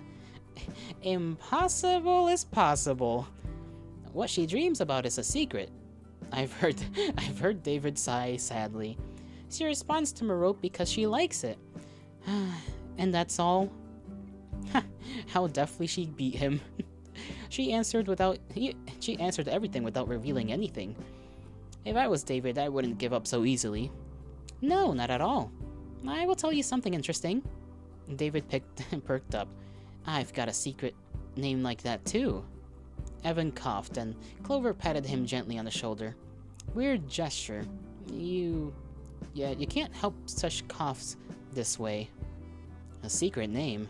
Sounds like some childish game with nicknames. However, David's face became even more curious. After all, he cares about every girl in the world, not only Merope. My name is Navy. Beautiful, right? Navy, huh? Or Navi. Maybe it's Navi. And that's her star name. That's her star name she was talking about? She doesn't use it because she thinks that she doesn't deserve it? And then why did Clover say it now? Until... It's like I will never learn to understand her. Very beautiful. What does it mean? It's a secret. Hey, I've won after all. In fact, you in fact didn't tell me anything. Not true, I've entrusted you with something really important. Clover hesitantly crumples the edge of her skirt. Really beautiful name. Do you want us to call you like that? No, please don't. It's enough that you know it now. Since you practically didn't answer, I suggest something else. How about a peck on the cheek? How about a peck on my cheek? He came closer to Clover, but was stopped by Evan's hand. That won't do, only one wish. Ah, but you didn't fulfill it. Have you heard it? She grabbed her dearly beloved walkie-talkie. Looks like aliens are trying to contact me. Clover pushed the squeaking and hissing machine to her ear and backed towards the door. Hey, wait! She ignored the call and vanished in the hall. The technique, wow, I've contacted them, works every time. Don't be afraid, she'll come back soon. like you know it for sure. Clover can get lost in space for a few hours if she sees something beautiful. She sees some beautiful butterfly or a speck of dust playing in the sunlight. Well, then, Evan. David put the hand on his shoulder. I think they meant Pat. Pat the hand on his shoulder, and now they're both looking pretty weird. My wish is for you to have an active conversation with Kurt for 5 minutes. What does it have to do with me? Seth will give me my task. Ah, right. But that's not your task. Does he want to say that talking to me for even 5 minutes is a punishment? That's not true. But I'm surely not the most undesirable interlocutor. I don't like that word at all. For Evan. Why with him? Tisk. He doesn't hide his enmity at all. I like that he doesn't fawn over anybody, but nevertheless, it isn't nice to be out of favor with him. I thought you would fit each other nicely. Sarcasm is in the air. I can even cut it with a knife. Since when do you distinguish sarcasm? I've never had a problem with that. Does he think I'm an idiot or what? I'm, of course, not good at talking, but not this much. Seth, let's go and gather the cards. And you enjoy each other. Enjoy each other. Why does he have to be like that? Seth nudges me towards Evan. He is supposed to be my friend, but he just threw me into the beast's cage. Evan and I are alone. Time passes, but the conversation didn't begin. 4 minutes and we are 4 more minutes and we are free. Evan looked back at the guys and then finally decided to say something. What were you talking to Clover about before I came? That's it. He's still worried about that. It's like, I really didn't hurt her. We were talking about the past. What were you trying to learn? His voice sounds threatening. Chill, guy. I'm peaceful. Nothing new, the same planetarium. What did Clover tell you? She told me that she told me she doesn't know where it is now. I don't mind listening to what you think about it. The curator said that Evan was pretty active in the astronomy club, and not as flighty as Clover. He surely knows much more. If only he would tell me. She didn't lie to you. Lied about what? Lie about what? About that she doesn't know where the planetarium is kept? True. Do you know? I have a couple of ideas. So why didn't you say anything before? Tell me. If everything clears up now, then I won't have to ask Todd and it will be better for everyone. I won't. But why? Because your motives are unclear to me. Is that all? Our thing is missing. I want it back. What our thing? There never was a planetarium in the UFO club. You know exactly what I'm saying. You're obsessed with something you know nothing about. I involuntarily clenched my fist. Doesn't he get it? Oh no. Poor Kurt. Kurt's just, he's on his task and he's got to accomplish the task. And everybody's getting in his way one way or another. He better not try to get uppity with Evan because I don't think that'll turn out well.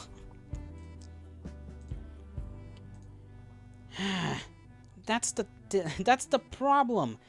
You all think I'm an idiot, although I'm the deputy head. I must know everything. There must be no secrets. Shell out. What? I'm not firing up. I'm not. We were interrupted by Seth, who stood exactly in the middle, separating us. Everything fine? Yes, everything is alright. I don't think so. That's my phone. I looked at the notification. A message from Mom. Give me a call as soon as you will have an opportunity. Did anything happen? I swallowed nervously. No panic. I have to go out for a little while. I left the guys and left the club room. I don't even know if I mumbled up my words there. I left the club room. There, I said it again just in case. I put the phone to my ear, waiting for the answer. Well, come on. Okay. Mom looks fine. Good morning, Kurt. Morning, Mom. Can you talk right now? Yes, everything's fine. I wanted to say that your dad and I can't come home earlier than the 16th of June. I don't know exactly when. So long? What should I do all this time? In the evening, we will transfer you money to buy food. How are you getting on? Is everything fine? Thanks. Yes, of course, everything is fine. How about your work? Why are you delaying? There is much more people in need of operations than we expected, so our firm extended the contract with the Charity Foundation. I see. Do your best at work? Of course, Kurt. And you do your best at school. School is over, Mom. It's holidays. Okay. See you then. If something happens, write to Dad. If something urgent happens, call Uncle Spencer. Yeah, I remember. See you. I dropped the call. I don't know why I feel annoyed. I perfectly understand that my parents are busy with the right thing. They help the ones in need. But nonetheless, I cowardly want them to come back sooner. That's not cowardly at all, bro. You just miss your parents. You miss your parents, boy. The man cannot, explain any of his emotions in anything but negative terms. I must skedaddle to the restroom. I'll be right back.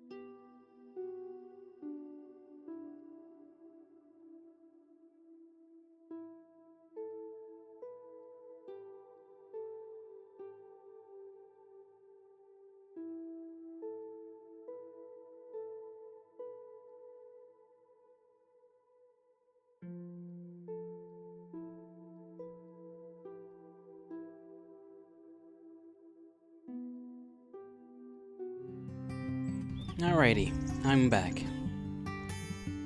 Let us keep going with our poor, annoyed kitty cat man, who is not happy that his parents are just taking longer and longer to not be home, or yeah, longer and longer to return home. I should say, my ability to speak is profound.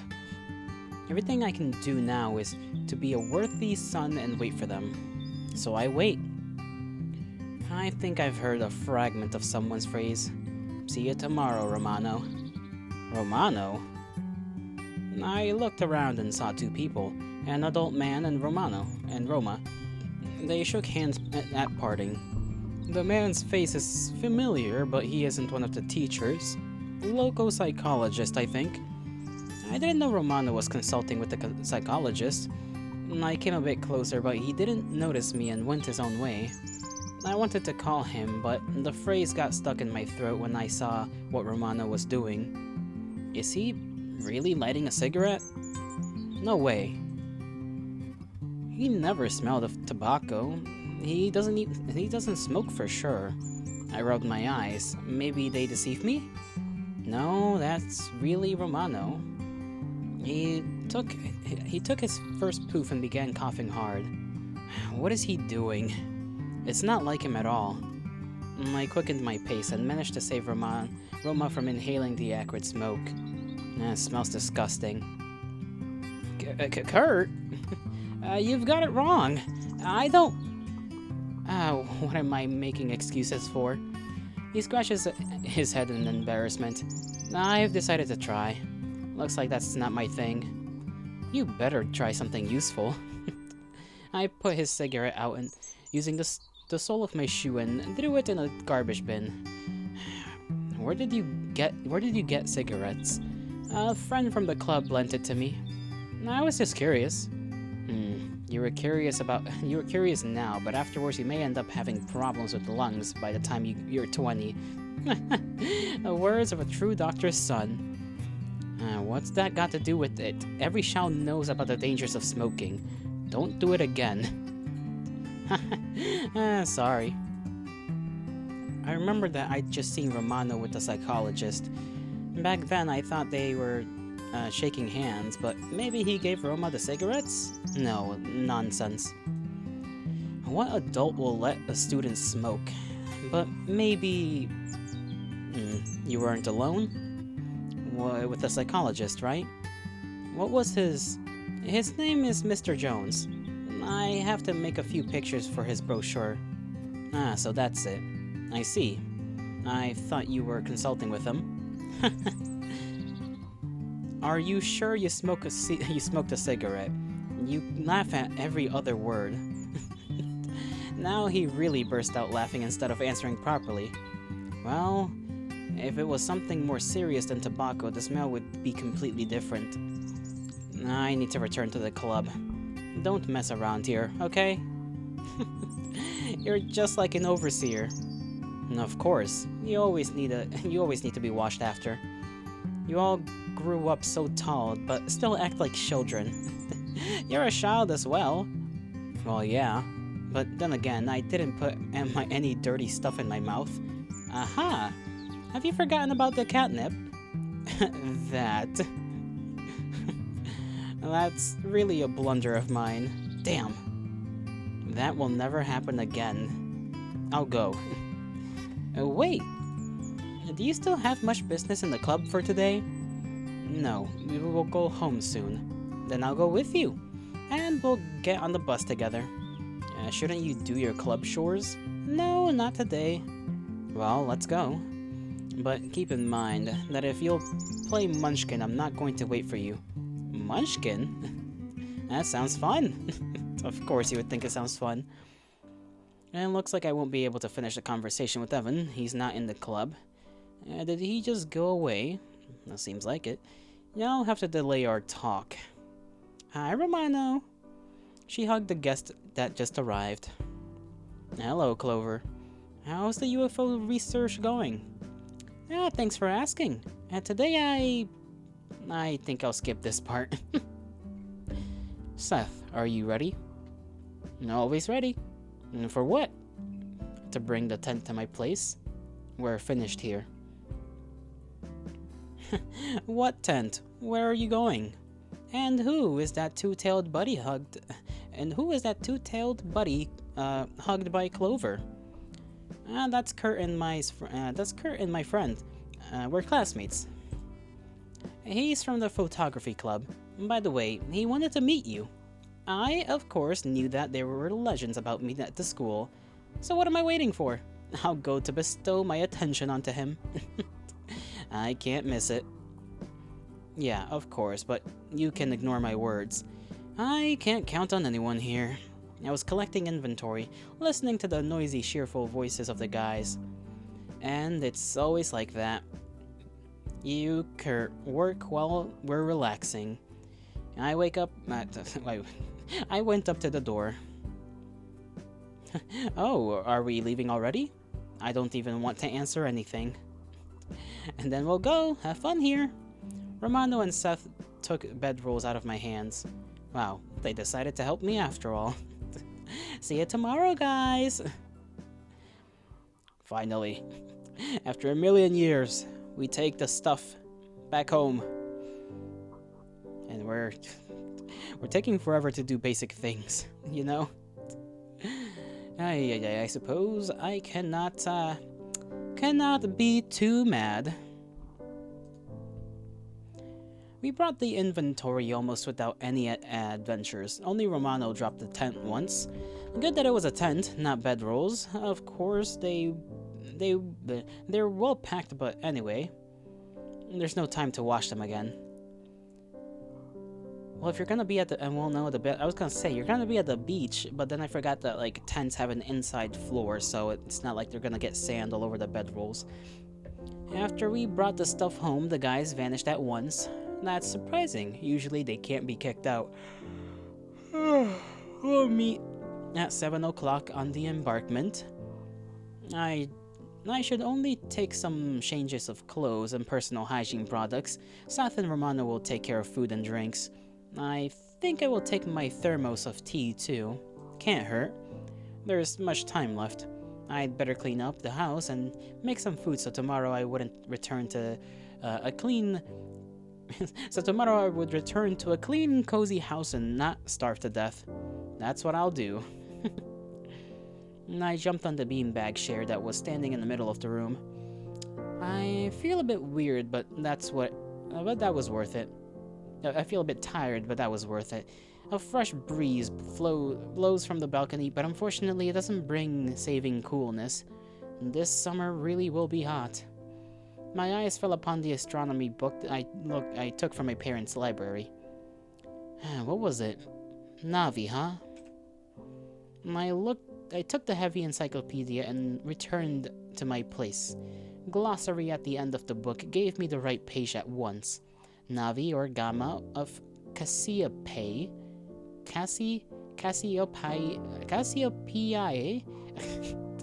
that's certainly a name, constellation. Nova-like star which shines, sometimes changes incorrectly and abruptly. In 1937, it became the brightest star of the Cassiopeia constellation. The star must have experienced something like an explosion. Its atmosphere expanded and some of the gases were ejected into space. After that, the star calmed down a little, but unexpected rises of its shine were noticed afterwards as well. It emits energy that is equal to 55,000 suns and shines with a blue-white light. Strong X-radiation is observed. I read it line by line, absorbing new knowledge. In Greek mythology, Cassie often narrates by bragging that she is more beautiful than them. According to one of the various versions of the myth, Cassie, for her bragging, was tied to a chair, sitting at which she was doomed to revolve around the North Pole, turning upside down. Clover received a pretty weird name. Maybe she used to be a braggart?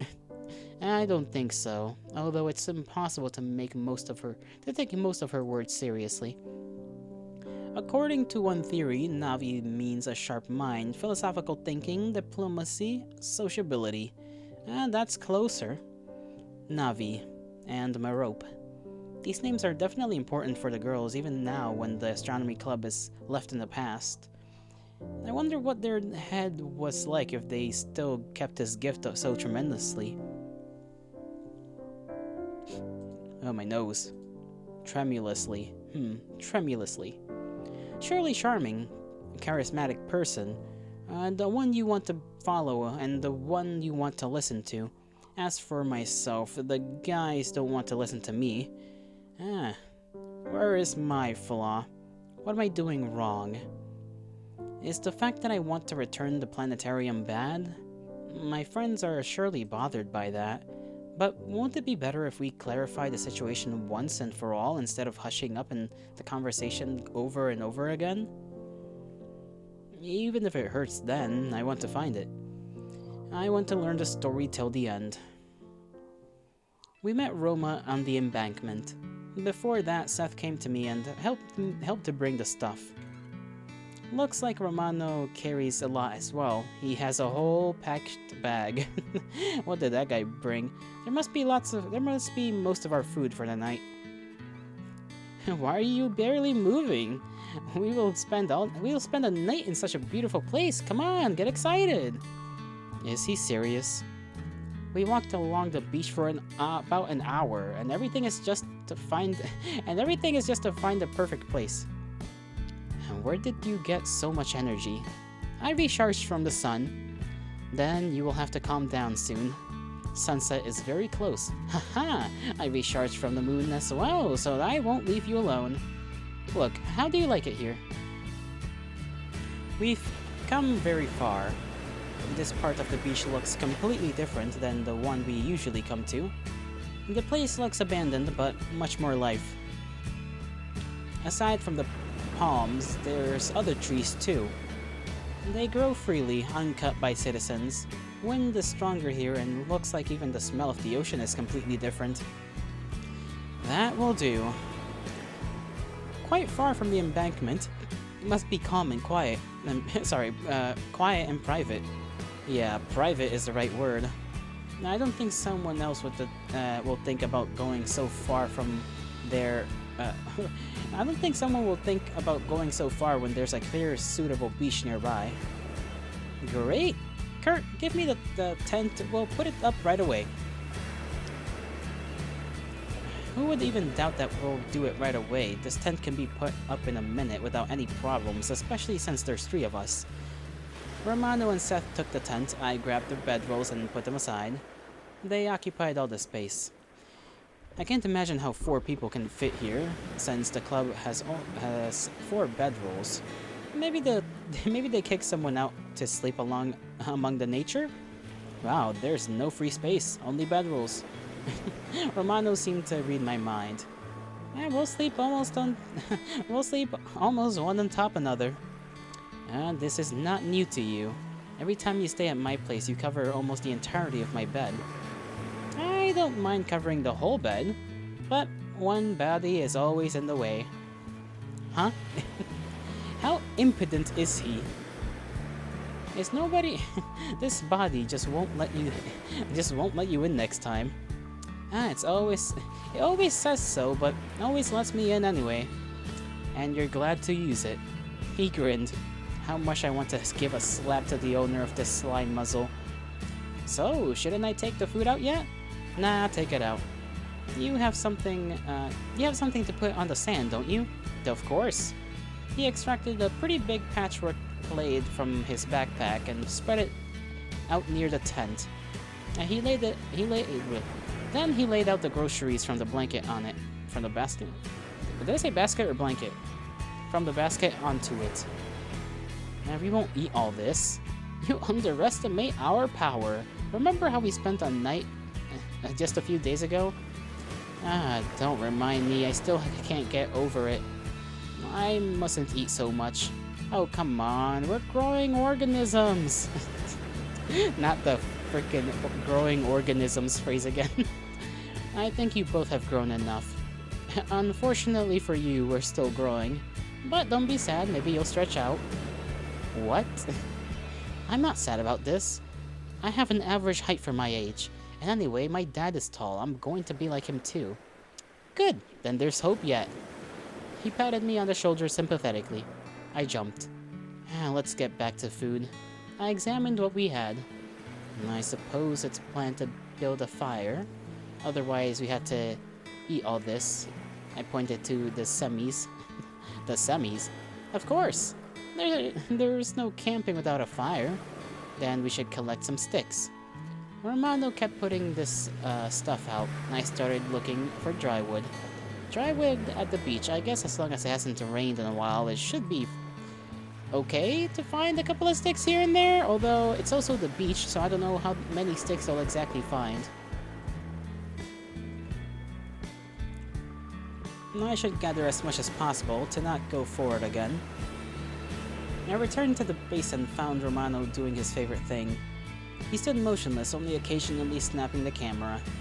Seth sat down a little further away. Looks like he was gathering sticks too, and gathered enough to form the base of the bonfire. I came closer and put all the sticks I gathered near Seth's feet. What do you think? Is that enough? Should be enough. Borrow Roma's lighter. We'll try to ignite it. Okay. I mean, wait a minute. What? What does borrow a lighter mean? A picture of Romano smoking next to the school immediately flashes before my eyes. Does Seth know about it? What did you mean? What do I mean?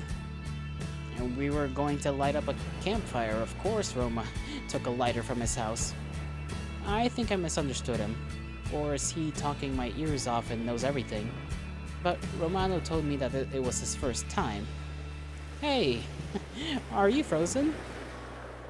Bug off, I'll bring it. I came closer to Romano, who was catching the last gleam of the twilight with his camera. Give me a lighter. Romano jumped and looked at me. We'll light up the fire. Ah, of course. He rummaged in his pocket and pulled out a lighter. Here. I took it and headed back to Seth. Maybe I should keep the lighter for myself to not seduce Romano into smoking. On the other hand, it can be called a theft. I clicked the lighter a couple of times and inflamed the small newspaper we brought to make a fire. The campfire gradually filled with flames. The coolness of the night was replaced by warmth, and small sparks flew into the air. There was a pleasant smell of burnt wood. Romano stopped taking pictures of the sky and began shooting the sprouts of the flame. So beautiful. Romano sat next to the campfire. You will get pants full of sand this way. You have something to sit at? No, but that's okay. I can shake the clothes off. Why did he bring the plaid for food but took nothing for us? And why didn't I think about bringing something? I knew who was. It's like I knew who I'm coming with. I knew who I was coming with. However, too late to worry about that. Meanwhile, Seth managed to chop vegetables and string sausages on improvised skewers. There, of course, is some heat treatment, but anyway, these delicacies don't inspire much. Seth sat next to Romano. Well, I can do nothing but join them. Will you? He held out a sausage strung on a branch to me, and pointed at the fires like saying, "Come on, join the roasting." Well, okay. I put it on the fire. It's odd that even Seth eats it. He refuses to eat food from the canteen, and here are wildly unsanitary conditions. Do you like it? Yeah, tasty. You'll try it yourself soon. Just lift it higher, otherwise it will burn. I obediently lifted it, waited a little, and decided to try. Ouch! Hot! Well, of course it's hot. You took it from fire. Are you okay? He approached me and examined my face. Of course, I burned my tongue a little, but this is clearly not something that can be seen with the naked eye. I'm fine. Here, take a sip. He handed me a cold bottle of water. I drank and my tongue calmed down a little. I think I'll wait a bit longer. These sausages are surprisingly treacherous creatures. Romano smiled and got back to food. Something's wrong with him. I don't even understand what. Everything is like usual, but... Right. It's weird that during the whole time of our hike, you never used your phone. I would be glad to, but the money ran out. The internet doesn't work. It's surprising that someone so addicted to social media can forget to replenish the balance. Hard to believe. Shall I lend you mine? He didn't encourage... It's like, hey, don't encourage this addiction. Well, no need. What? Now that is really strange. I'm more than satisfied with your company. Oh, bro, that's so cute. Yeah, so cute that usually it doesn't prevent Roma from diving into the phone. Doesn't our company satisfy you usually? It's a figure of speech. That's not what I meant at all. He scratched his head in embarrassment. It's probably already cold. Eat. Or want me to blow it on? Want me to blow it on it for you? No, I don't need your microbes on my food. I tried. This time the temperature is suitable. And it's really delicious. I've heard a small click. Did somebody take a photo? True, but that was Seth, not Romano.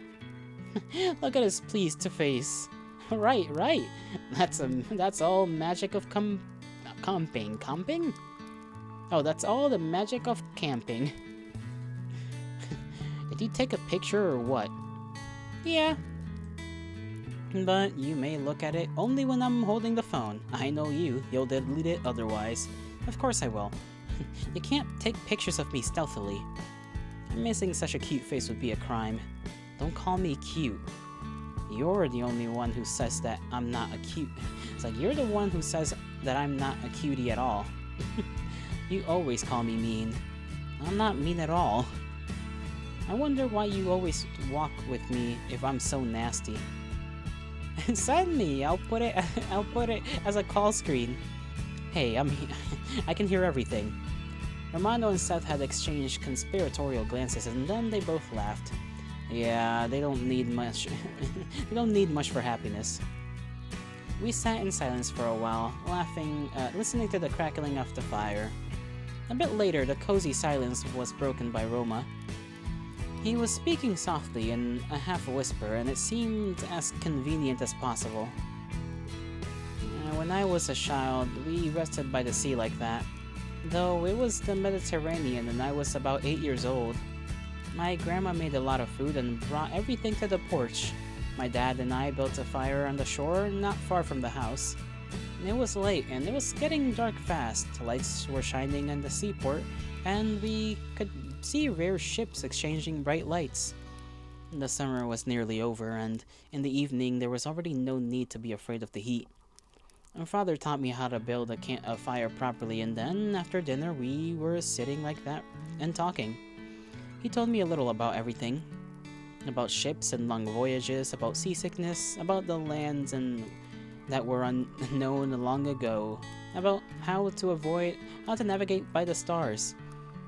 We were sitting until embers stopped to shimmer with scarlet sparks. He told me about the Big Dipper, about the Orion, and he also told me about a meteor shower. He said that everyone who makes a wish before the last star falls, dreams will come true. Do you think that's true? Of course not. Don't you believe in it at all? It's foolish to believe that somebody will fulfill your wishes, even if it's God, star, fate, or anything else. And there's no romance in you, Kurt. But I can't wait for tomorrow evening, and I will surely make a wish, and you should make a wish too. They can't hurt. What was I talking about? So then father and I walked around the night city. The city night? Maybe? No, night city? Yeah, night city is fine. My grandma and mother sent us to a shop, but we walked till dawn. They were so angry when we returned. We were there there were other times too, but for some reason I remember this one best. Wow, you had trips. Sounds very family-like. That's cool. I was taken in mandatory to to different grandmothers' birthdays and parents' events where it's customary to come with children. Wasn't it fun at all? No, super boring. Everything was pompously official. Everything followed a strictly thoughtful scenario. Everything is rehearsed and there mustn't be any mistakes. What about ball games? I mean, you, dad, ball for baseball, backyard? That's not our theme at all. Parents have always spent much time at work. Father didn't really have time to play with me. Since then, nothing really changes. Finding such parents at home still seems like something almost impossible. However, mines don't spend time at home really often either. But always was Cleo nearby who could be picked on, right? Yes. I never got along with her. She always was the first. That's typical. She's your elder sister after all. Not that. Cleo began walking earlier, talking. She was the first in the group who learned to read and count. She was always praised. Parents were delighted with her success and always set Cleo as an example for me. No matter what I reached, there always was Cleo that reached that before. In childhood, I was always trying to overtake her. I remember one time. Now it seems so stupid, but back then everything was really serious, like my life depended on that. After a month of absence, the parents returned home and learned from the governess that I had flatly refused to get a haircut. You're alive? Hail to thee, I can't read anything. Yuki, hail to thee. Bro, my eyes are not working. How are you doing, Yuki? You live?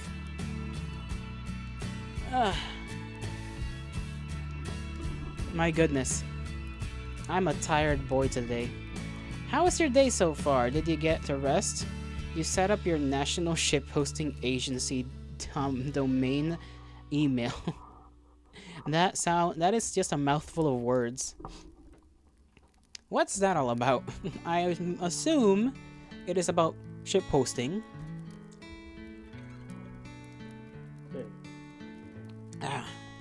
My god. My mouth is dry. Nard, that's your email domain? I see. Why call it a shitpost agency? Just for the funnies? The hee-hees, the ha-has? The giggles? Finoy. I see. I understand. I gotta be a little silly sometimes, you know? National Shipposting Agency. Hee. As long as you're having fun, I suppose I cannot fault you for wanting a funny email. Getting a little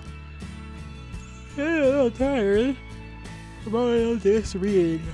It's too much reading. Too much, but it has to be done. It's gotta get done.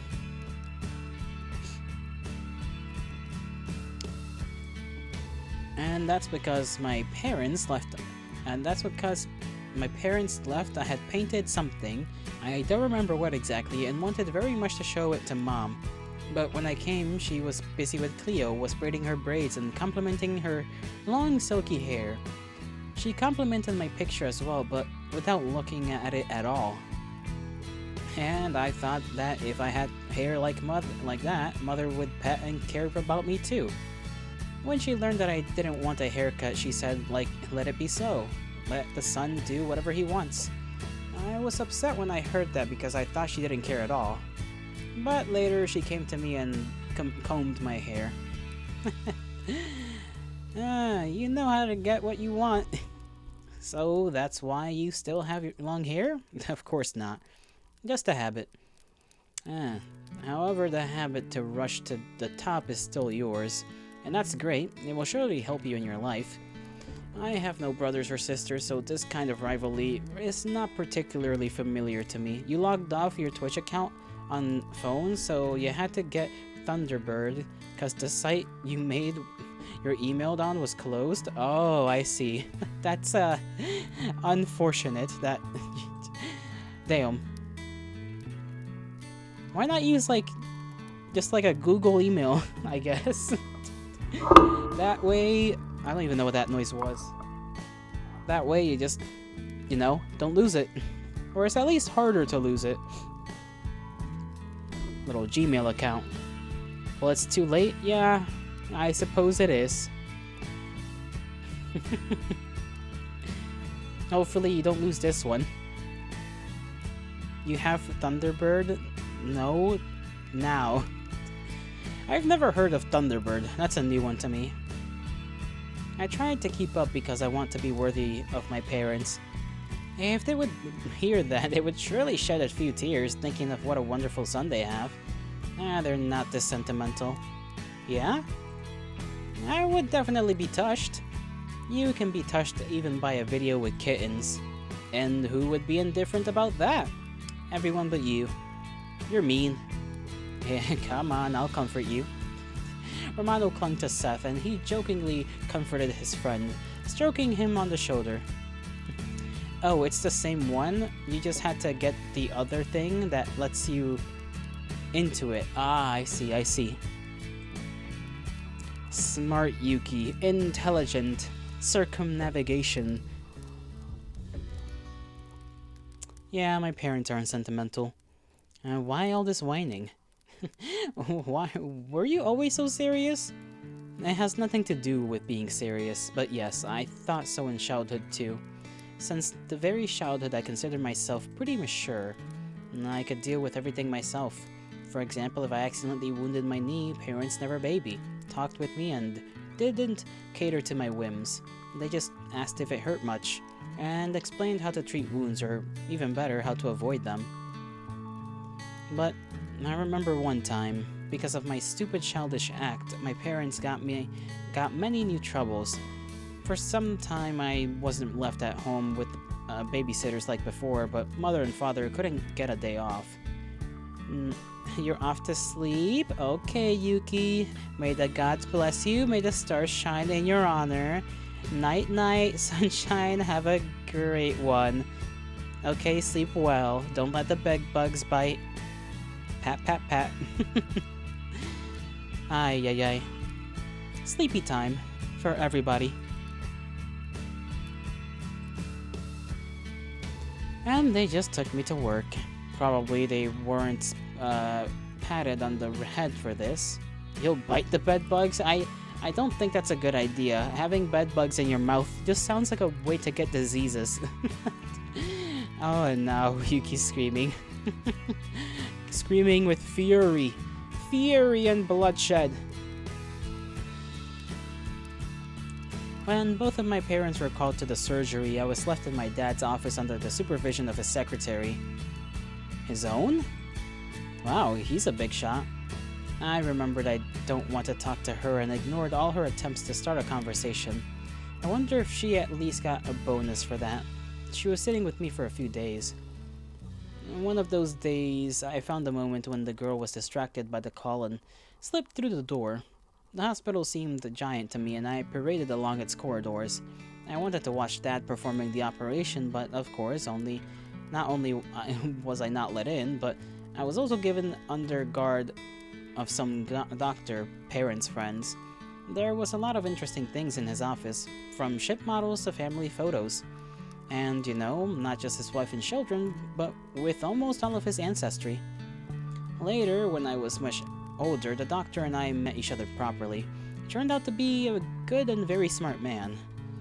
By the way, he's a great therapist.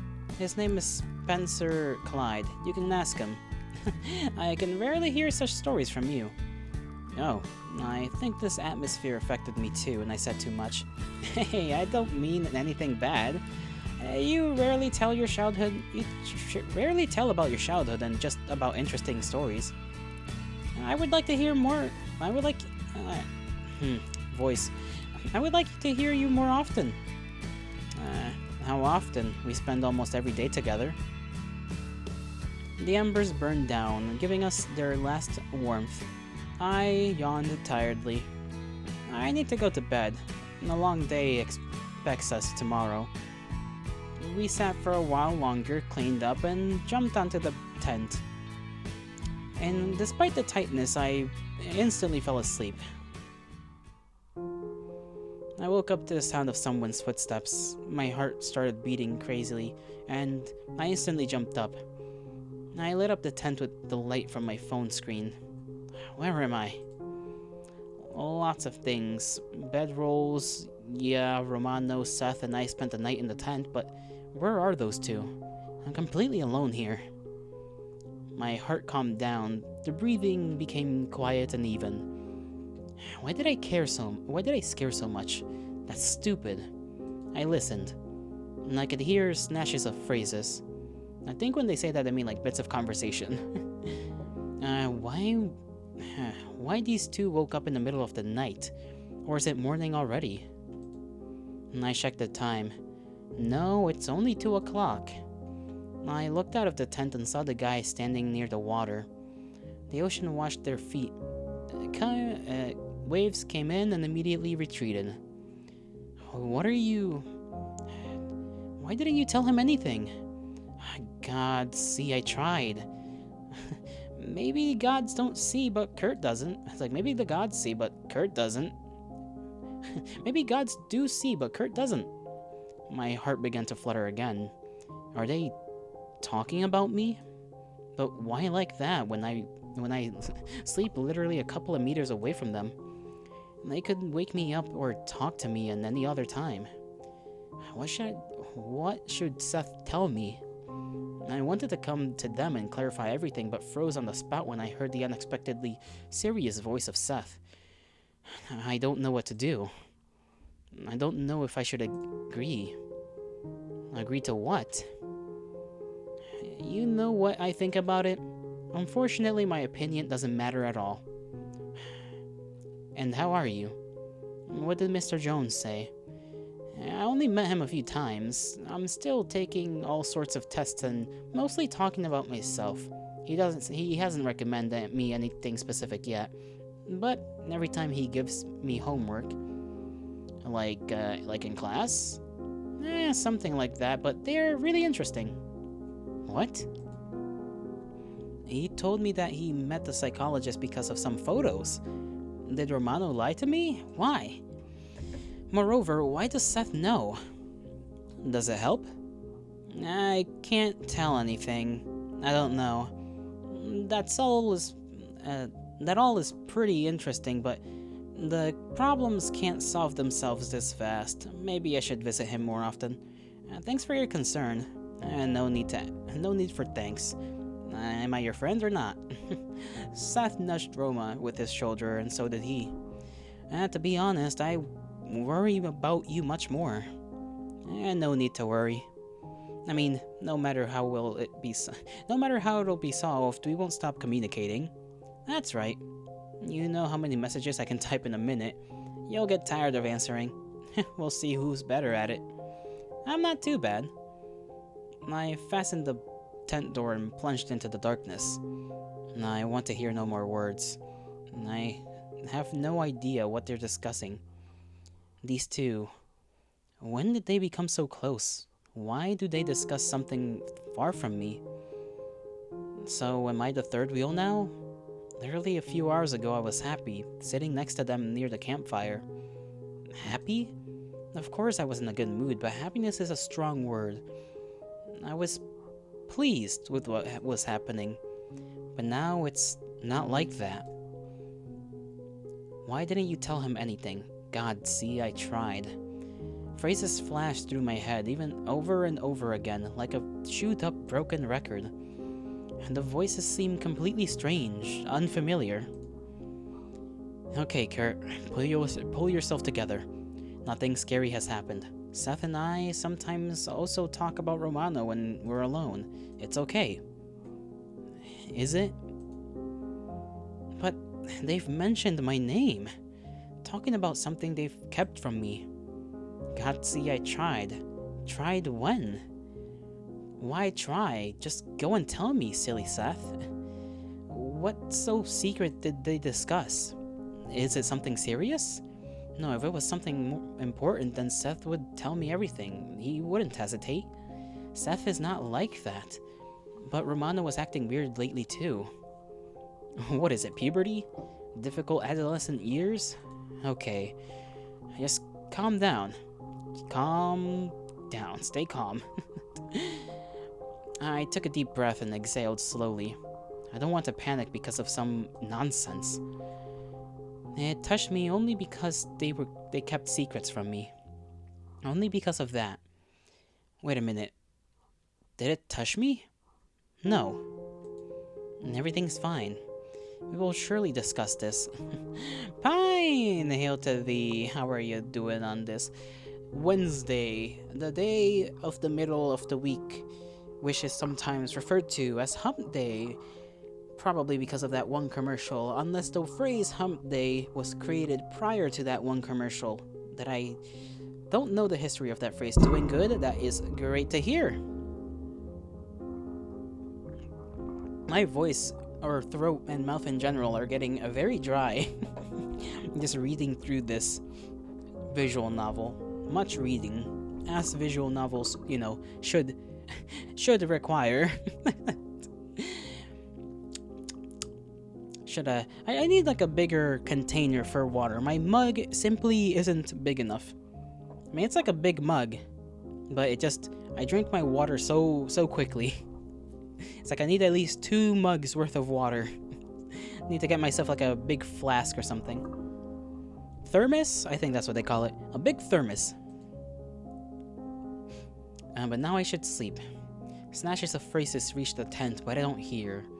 I plug my ears and hear nothing at all. Poor Kurt here. Heard his homies talking about him. And he's confused as to the secrecy.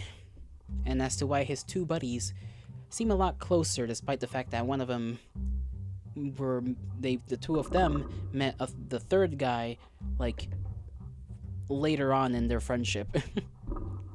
Say it again. I understand nothing. This is dream time. And better stop crying. Romano in tears grabbed me by the edge of my sleeve. It's not guys, see? No, I don't.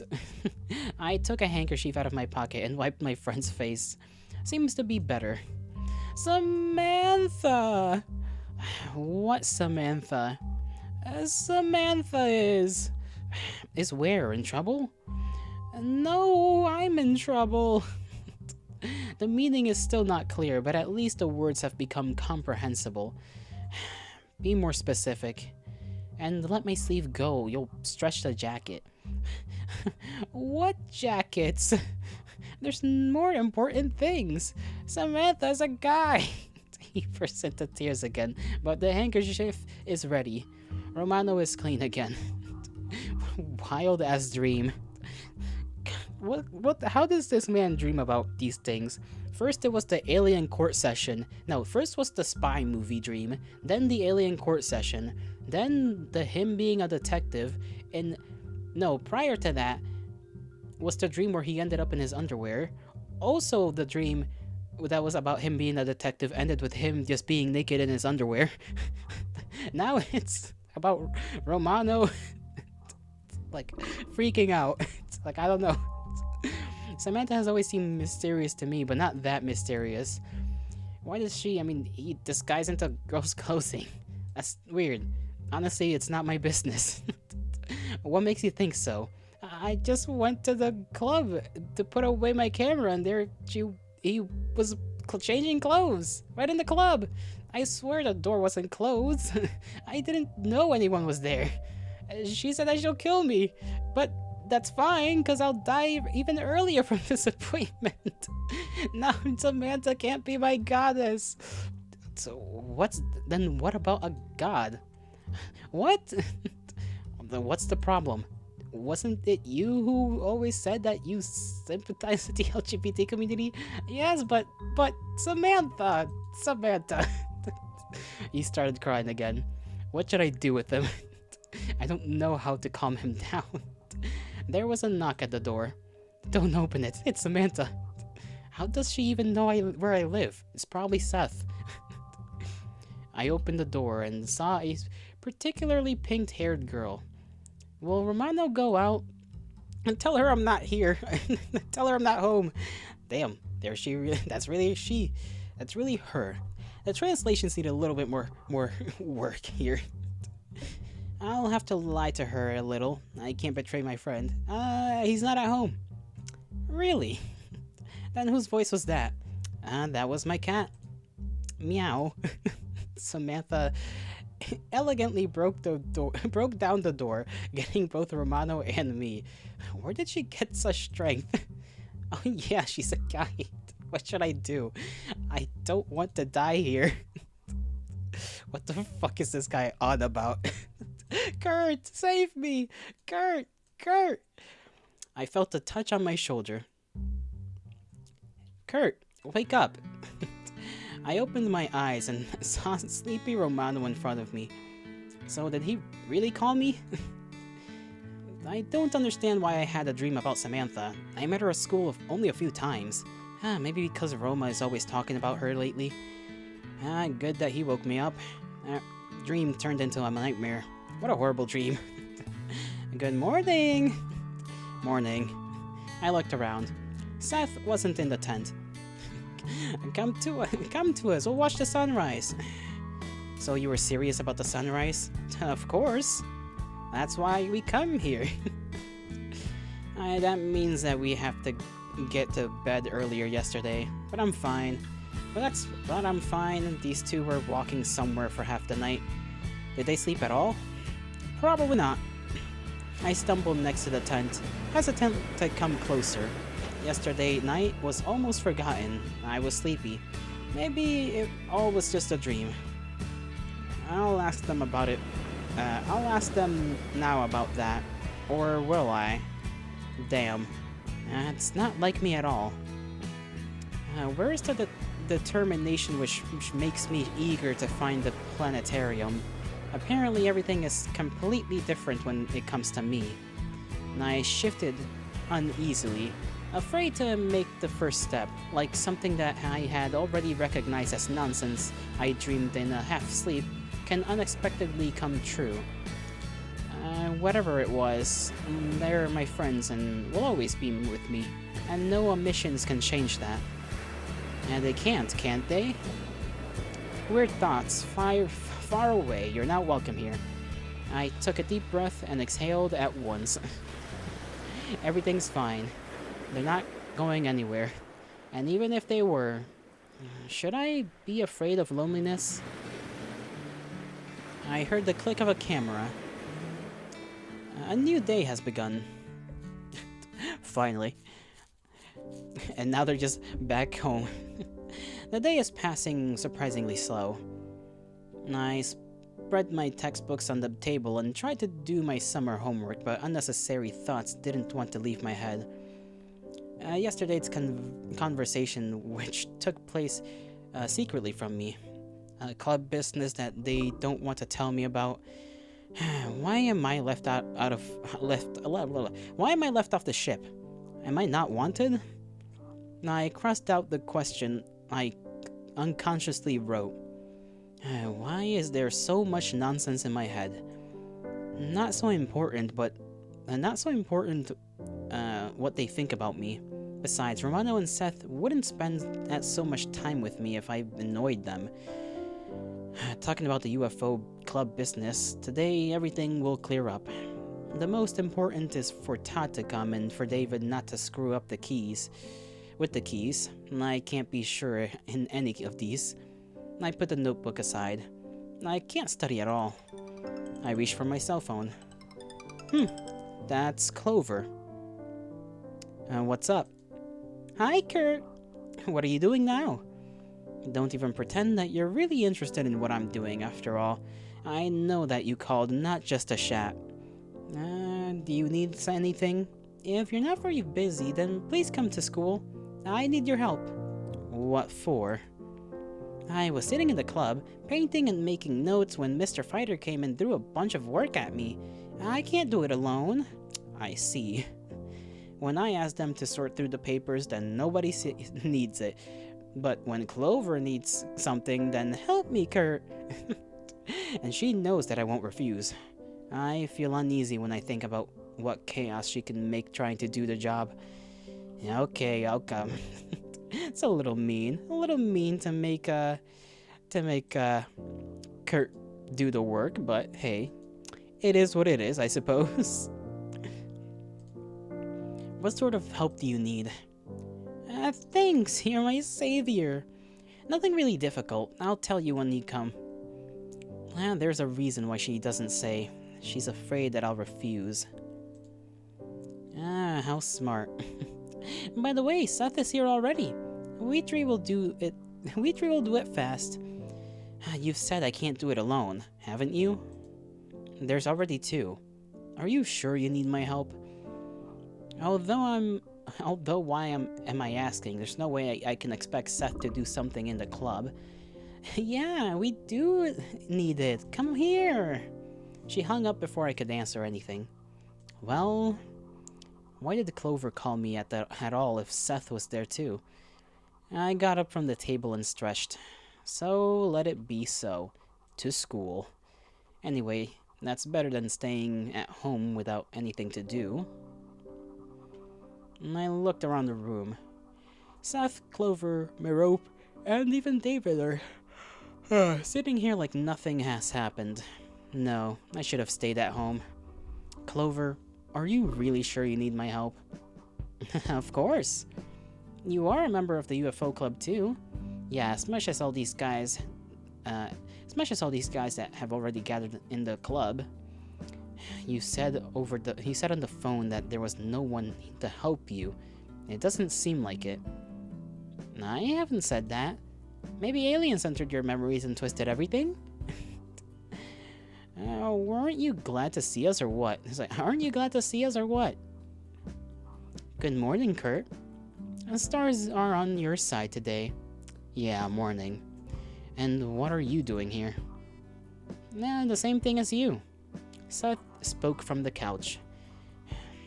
Aren't you supposed to be doing extra classes? Huh? Yeah, they're over already. See, as you see, David is here too. Clover invited me. We should help with planting. What? What planting? Don't you know what planting is? That's when you're planting something, for example, corn. I'll show you. Corn? At school? No need to show me anything. I mean, why should we do it? Are we gardening club or what? For the UFO club, we spend suspiciously little time studying UFOs. It's funny to hear that from the person that never suggests other options of activities for the club than playing console games or wandering aimlessly down the street. And we are the only club that is free now. It's holidays. We aren't supposed to be here at all. But we are. And so are you. The curator came to check the room and was so glad that I was here. But I'll do it myself till the very night. I need your help. I see. What's wrong with discipline at this school? They swamped us with work, although we have nothing at all to do with it. I'll talk to Mr. Fighter. And you know that's useless. Aren't you supposed to do something for the school? It's like they've been replaced. Aren't they the ones who always find a way not to do a job? So, what are we going to plant? We should plant new seeds in place of old flowers. At least not corn. Although planting flowers is hard to determine as something useful for the school. There's flowers, there's no flowers. What's the difference? Count on me, I'm a master at this. According to you, you know absolutely everything. Well, everyone is here to work. The first summer activity of the UFO Study Club. She did a solemn pose that like we're really going to do something exciting and important. Now I see why Clover didn't tell me the details on the phone. The scale of the work is shocking. First we need to dig up faded plants, then plant new seeds, and that is what we should do to every flower bed. It's a mystery why we were sent to do this, even without supervision. It looks like nothing but community service. maybe Mr. Fighter decided to take revenge for buying the TV, or for that trip at the beginning of the spring, or for the fact that Clover lost a school bicycle. How can you even lose a bicycle?